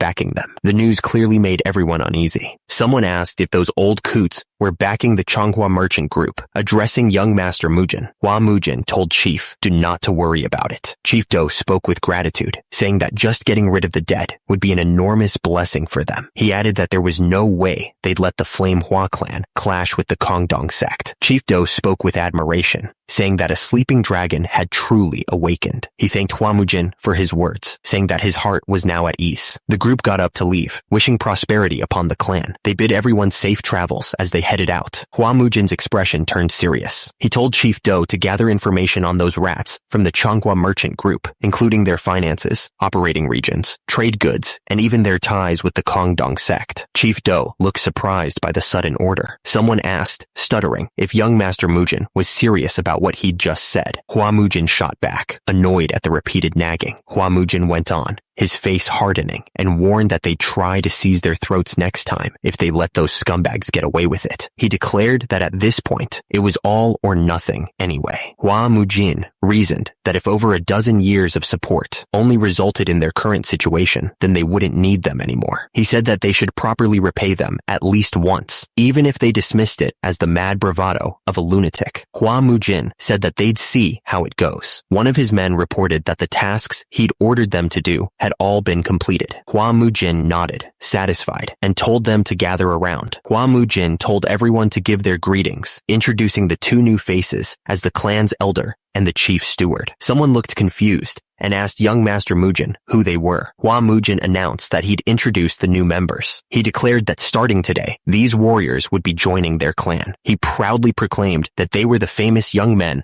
of Zhongshan. The Zhongshan's 4 demons stepped forward as a group. They asked everyone to look after them. Hua Mujin grinned, clearly enjoying the moment. He told them not to be shocked yet, because he had something even more surprising to reveal. Hua Mujin revealed that all of them were younger than him. Someone in the group stammered in disbelief. One of the Zhongshan's 4 demons complained that he was starving and asked if they should go tear into some meat. He wondered why everyone was looking so stunned, assuming they were just overwhelmed by their presence. One of the clan members challenged young Master Mujin, asking if he was aware of the Zhongnan's 4 demons' fearsome reputation. He demanded to know why young Master Mujin would bring them into the clan without asking anyone. Young Master Mujin countered, asking if the clan member had consulted him before trying to sneak his younger siblings out. Young Master Mujin declared that if he approved, they would stay, but if not, they were out. He reminded the clan member that he was the one who would become the next clan patriarch. Young Master Mujin casually told Ma Sok to go buy a cow. A clan member stammered that they didn't have any money, pointing out that over 1,000 gold had just been used to repay their debts. The clan member looked completely shocked by the request. The clan member exclaimed in shock about all the money. Another clan member asked young Master Mujin if he had done something. The clan member looked completely shocked. He stared at the folding screen and stammered, wondering what it was. Young Master Mujin explained that someone said it was one of Jang So-san's pieces and gave it to him. The clan member exclaimed in disbelief, "Jang So-san?" Young Master Mujin continued, explaining that apparently even if they sold it for cheap, it would at least get them 90 gold, so he took it. The clan member looked at the screen, impressed. "Oh, it looks genuine." The clan member asked if that should be enough to buy meat. Young Master Mujin stammered, saying it was more than enough. The clan member replied, "Then stop talking and go buy it." Hua Mujin watched the clan member leave. He stared off into the distance, lost in thought. The folding screen stood silently in the room. It seemed to radiate a strange energy. The next morning, the sun rose over the mountains. The air was crisp and cool, promising a new day. Hua Mujin stood before his clan, ready to begin. He asked if they wondered why he had called them at dawn. Hua Mujin explained that after everything that had happened lately, he realized they all needed special training. He emphasized that the foundation of swordsmanship was the body that wielded it, and no matter how great the martial arts, it was useless if the body was weak. Hua Mujin declared that starting that day, they would begin special physical training. He looked determined, ready to whip them into shape. Hua Mujin added that he would personally oversee it. He stared intensely, making sure they understood the seriousness of his words. Young Master Mujin looked at his clan members, a serious expression on his face. He warned them that he hoped there would be no dropouts as they followed him. He pointed to the sacks of rice at their feet, each weighing 144 kilograms. Young Master Mujin declared that from that day on, the sacks would be their loyal training partners, emphasizing that it was not food, and anyone caught eating it would be dead. Little brother and little sister looked at their sack of rice, comparing it to the others. Little brother pointed out that theirs looked much smaller, maybe 15 kilograms at most. One of the clan members looked confused, stammering as he asked what exactly they were supposed to do with the rice sack. Young Master Mujin told them to hoist it onto their shoulders. One of the men looked at young Master Mujin with disbelief. He protested, saying that the rice sack would need 2 men to lift together, clearly doubting the task. Young Master Mujin glared at the men, his eyes burning with fury. He told them to shut up and pick up the sacks, or they'd regret it. He drew his sword slightly, letting them see the dull edge. Young Master Mujin explained that it might not be sharp, but one hit would crush every bone in their bodies. He told them to lift it up or spar with him. Young Master Mujin turned his attention to the 4 demons, looking absolutely furious. He asked if they were playing around, saying that practitioners of demonic arts shouldn't be so embarrassing, and told them to lift 3 sacks each. He repeated the offer, telling them that if they didn't want to lift the sacks, they could spar with him instead. The man groaned, his body screaming in protest under the weight. He was pushing himself to the limit, every muscle burning with effort. Young Master Mujin watched the trainee struggle and shouted encouragement. He told them that if they decided to lift it, they could. The trainee strained under the weight, his vision blurring. He pushed back the pathetic thought that he couldn't do it, knowing that only death awaited if he aimed for what was impossible. He told them to start sitting and standing, 200 repetitions. The group started the sitting and standing exercise, grunting with each repetition.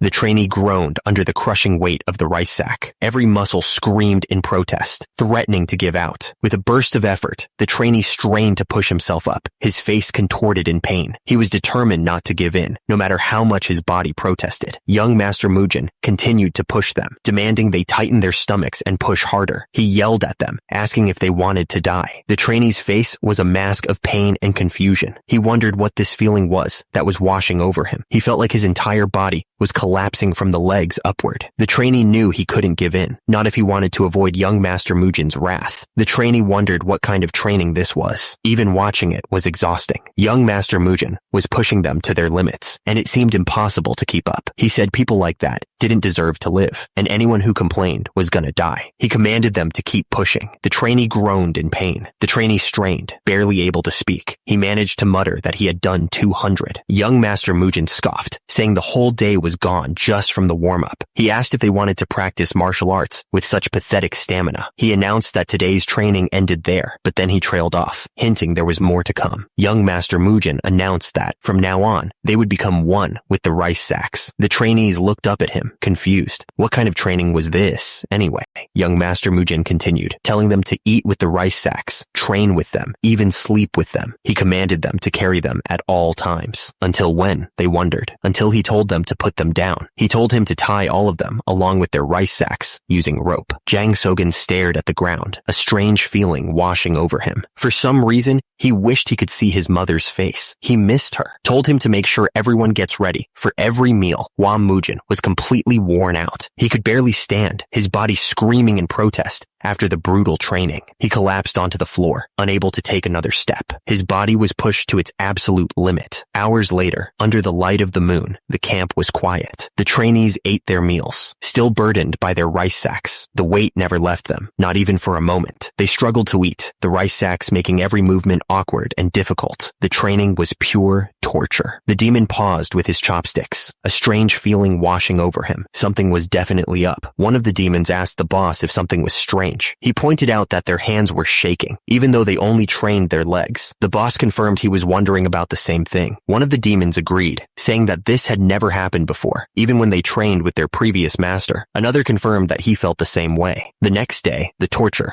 training, continued without pause. The numbers echoed across the training ground. 42, 43. Young Master Mujin suddenly stopped counting and glared at someone in the third row. He screamed, asking the brat if he wanted to die. One of the clan members watching couldn't help but wonder what kind of monsters they were all turning into. Young Master Mujin yelled that they were all becoming ducks, ordering them to follow him and quack. The clan members quacked along. Someone muttered in disbelief, wondering what the hell this was all about. And the next day, the brutal training continued. The clan members strained under the weight of the rice sack, letting out a grunt of effort. Young Master Mujin yelled at them to push faster, asking if they wanted to train all day again. Anyone slower than him would get another sack. The clan member strained, barely able to lift his head. He muttered that he'd reached 50, trying to push through the pain. Another clan member marched with his rice sack. Young Master Mujin watched the kids, surprised that they were keeping up. He wondered if he should make it even harder. One of the trainees was clearly struggling, his face contorted in effort. The water rushed with incredible force, slamming against the rocks. It was a dangerous river. One of the trainees stared at the rushing water in shock, recognizing the place. Young Master Mujin looked at them with a strange glint in his eye. He confirmed their suspicion, then asked if they were all hot. The river was wide and dangerous, the current strong enough to sweep them away. Young Master Mujin commanded them to cross. The trainees prepared to cross, a mix of fear and determination on their faces. The man stared at the river, the weight of the rice sack digging into his shoulders. The river crossing was not going to be easy. The waterfall crashed down with incredible force, sending spray high into the air. The power of the water was terrifying. One of the group exclaimed at the waterfall, joking that it must be refreshing. Another person suddenly realized Soyeon couldn't swim. Someone else was surprised at how much Soyeon's way of talking had changed after all the training, and wondered if they should tell Mujin about it. One of the men shouted in shock at young Master Mujin, saying it was impossible to cross the river because the current was too fast. He added that people were known to die there, even without carrying anything. Young Master Mujin scoffed, telling the old men not to worry so much, and that everything was tested before they proceeded. One of the men questioned when he had ever tested this kind of training. Young Master Mujin challenged them all. They could either cross the river or fight him. Young Master Mujin declared he was going ahead and jumped into the raging river without a second thought. The current looked incredibly dangerous. One of the men asked Cheolmuk what they should do. He realized that their chances were better with young Master Mujin and yelled that he was going too. Another man decided to jump as well, screaming as he leaped into the raging water. The river looked incredibly dangerous. One of the men cursed and yelled that they had no choice but to run. It was do or die, he said. One of the remaining men cursed, looking scared. He told the other to move aside if he wasn't going to jump. One man yelled, asking if young Master Mujin would actually kill them. He declared he was going first. Another man screamed, telling him to wait. The man insisted he would never say something like that to Mujin. He was a warrior of the Flame Hua clan, he said, trying to reassure himself. Another man jumped into the river, yelling that this wouldn't make him back down. He was determined to get through this. The two men watched as the others jumped into the river. One of them yelled young Master Dojin's name, surprised. The man in the water yelled that if they fell, they would really die. He told them to move their arms and legs non-stop to stay afloat. The man fought against the rushing water, his mouth wide open as he gasped for air. He was struggling to keep his head above the surface, the river threatening to swallow him whole. He gritted his teeth, pushing forward with all his might. I can do it, he told himself. Even I can do something like this. His eye narrowed with determination. Even I can, he thought. The weight of the rice sack threatened to drag him down, but he refused to let it. He strained against the current, his muscles burning with effort. His body started to sink further down into the river. Even I can do it, he screamed, trying to ignite one last spark of strength. The man thrashed wildly, fighting the unforgiving current. He screamed, his voice barely audible over the roar of the water. Without hesitation, a figure dove headfirst into the raging river. He shouted something, determined to reach the struggling man. He reached out and grabbed young Master Hwadun. He yelled, fighting to keep them both afloat. He pulled young Master Hwadun closer, shouting over the water. He commanded. He braced himself, ready to take on the river head on. But then, his eyes widened in horror. The river raged like a monster, threatening to swallow anyone who dared enter. From the shore, a voice commanded action, demanding they jump in now. Panic filled the air as the men on the bank spotted young Master Hua Dojin struggling in the water. They shouted, pointing towards him, hoping someone would reach him in time. The savior praised young Master Hua Dojin's effort, while Dojin gasped his thanks for being saved. The man brushed off the thanks and immediately checked on the kid. He asked if he was okay. Worry etched on his face. The little brother assured him that he wasn't hurt, relieved to be safe. He explained that a warrior from the clan had fortunately come to his rescue. The man carrying the rice sack was shocked to see young Master Hua Dojin had caught up. He warned him not to overexert himself. He said that being together was a good thing, but it would be meaningless if something happened to him. Young Master Hua Dojin's eyes burned with determination. He declared that they couldn't stay kids forever. He vowed to stay with them until the very end. Young Master Hua Dojin's voice shook with emotion. He added that he wanted to become a real martial warrior of the Manhwa clan. He wanted to be strong. From the rocks,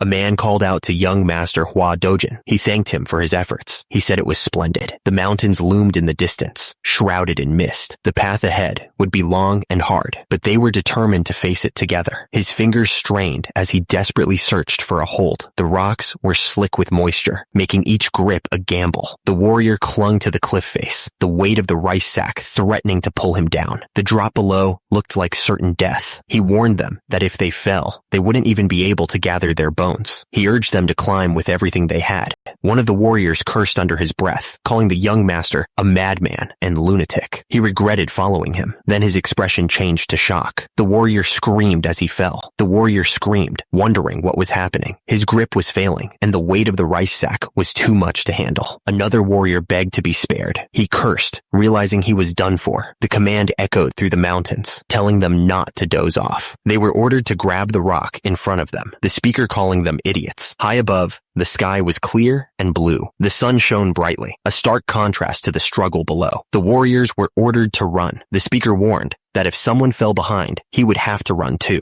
The little brother asked his mother if those people were death row prisoners. He answered his own question, confirming they were warriors from the Manhwa clan, and even more so. The girl struggled against the current, her face showing her fear. Someone gasped, calling out Soyeon's name in alarm. Below, the others were still fighting against the current, barely managing to stay afloat. The man struggled to run while carrying the heavy rice sack, calling out to Lady Hua Soyeon. Someone responded with a questioning sound. Someone asked Lady Hua Soyeon if she was all right. Lady Hua Soyeon pleaded to be carried for a bit, urgently calling for Elder Joe. The men continued to carry the heavy sacks, struggling to keep their balance. The little sister rode on one man's shoulders, when suddenly, the men seemed surprised by something. The men carrying the rice sacks looked up, clearly confused. One of them demanded to know what was going on. Young Master Hua smirked, his eyes glinting dangerously. He warned that if anyone intended to collapse because of a little girl, he wouldn't stop them, but they would have to pay with their lives. The men continued to struggle with the rice sacks, their faces strained with effort. One of them yelled, demanding to know why they weren't running. The men collapsed onto the floor, unable to carry the rice sacks any further. They were completely exhausted. Young Master Hua looked down at someone. He called out to them. Young Master Hua continued, his voice laced with annoyance. He pointed out that the trainee was always falling behind and couldn't even meet the minimum requirements. He demanded to know how long this would continue. Young Master Hua's face grew even more stern. He questioned how long he had to suffer because of this person. He told them to quit if they couldn't handle it, warning them not to cause trouble for the others. He asked if they were even listening. The trainee's eyes narrowed, a dangerous glint appearing in them. He said he would kill them. Someone interrupted him, and he reacted with surprise. The trainee looked up, his voice filled with a mix of anger and despair. He confessed that he didn't want to be doing this, and that he had wanted to quit being a warrior a long time ago. The young master continued to berate the trainee, pointing out how he was collapsing like a rotten corpse. He wondered if the trainee was afraid he'd be beaten to death if he spoke up. It was a brutal assessment. Young Master Hua declared that the trainee wasn't fit to be a warrior. He announced that he would cleanly sever the trainee's lifeline. The trainee looked up,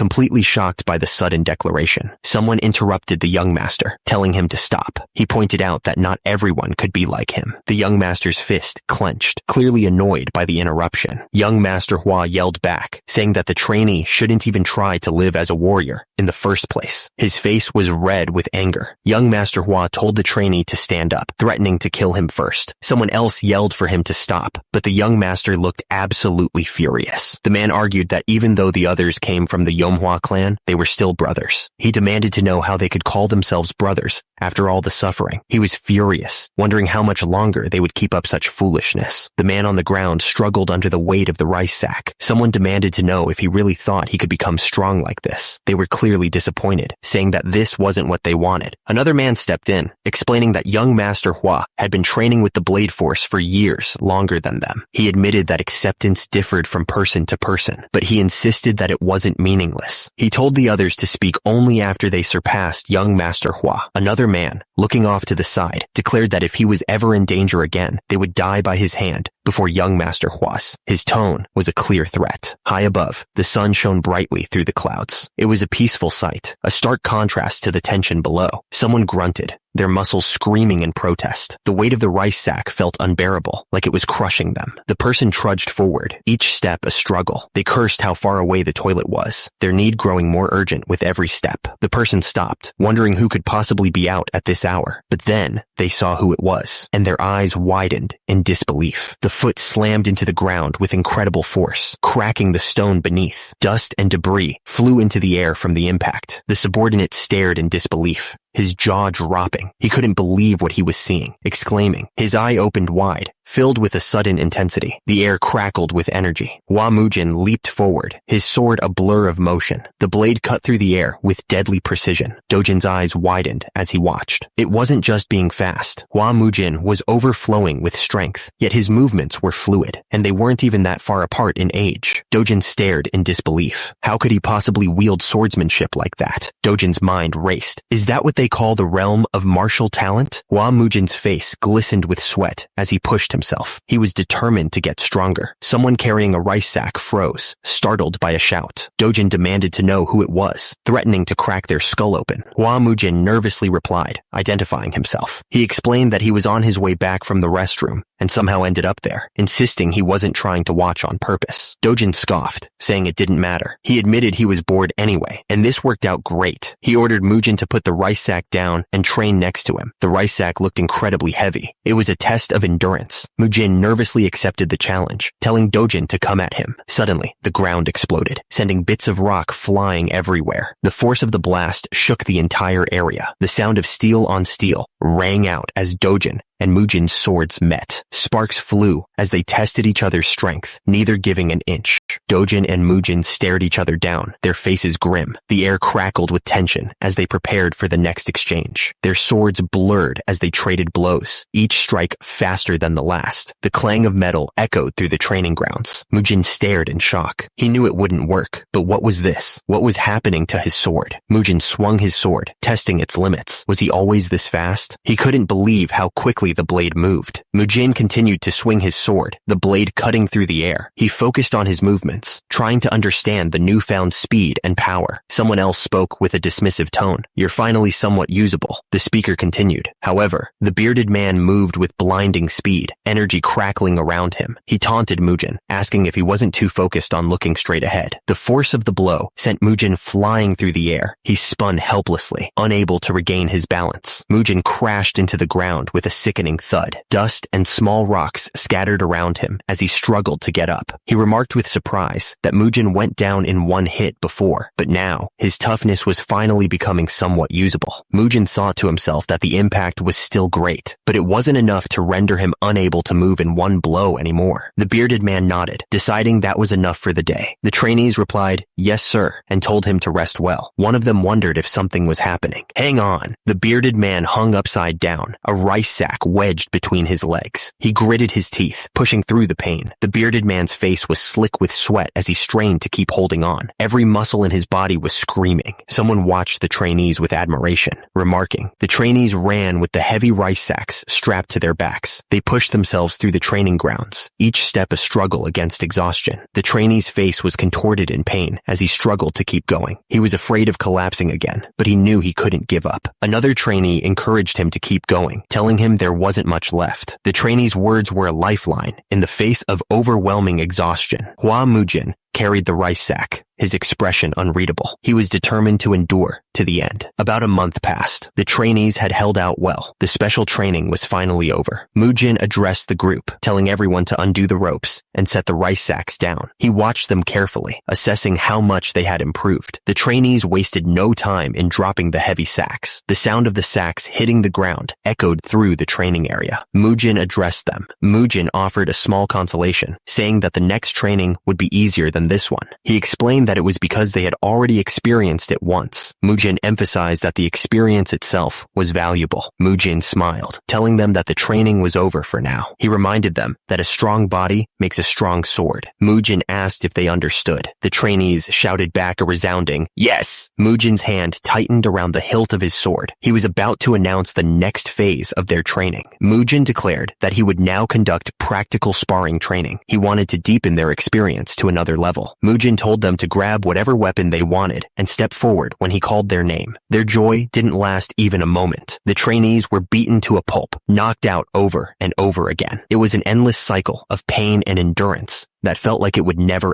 end. But that tough training turned into real experience. And that experience brought about real change in their abilities. Turns out, the bandits who were once known as Zhongshan's 4 demons had become the new martial arts instructors of the Flame Hua clan. And just like that, the Flame Hua clan began to quietly but quickly regain their former glory. The same glory that had brightly lit up Shichang a long time ago. Someone let out a sharp breath. The kid threw a punch with all his might, putting everything he had into it. Someone shouted, impressed by the display. Young Master explained that rotating his supporting foot at the moment of impact would make the punch stronger. He showed him how to put his body weight into the blow. 2 men watched the training with interest. One of them remarked that young Master Dojin seemed to have regained his old self, a welcome change. The other agreed, saying it was a relief to see him like that again. The man went on to say that the biggest thing was that young Master Mujin had come to his senses and stabilized the clan. He admitted that things were going so well, it almost scared him. The man agreed, but confessed that sometimes it still looked like Mujin's madness flared up again. He wondered if Mujin would come out of the storage today, a question that hung heavy in the air. The building seemed peaceful in the fading light, but inside, a storm was brewing as Hua Mujin sat in meditation, gathering his strength. Hua Mujin's face glowed with inner power as he focused. He wondered if it had already been 4 days since he started this crazy training. He stared at the folding screen, realizing it wasn't just some normal object. The stronger he poured his inner energy into it, the more powerfully it pushed back against him. Hua Mujin glared at the screen, his eyes burning with determination. He decided he'd see who would win this battle of wills.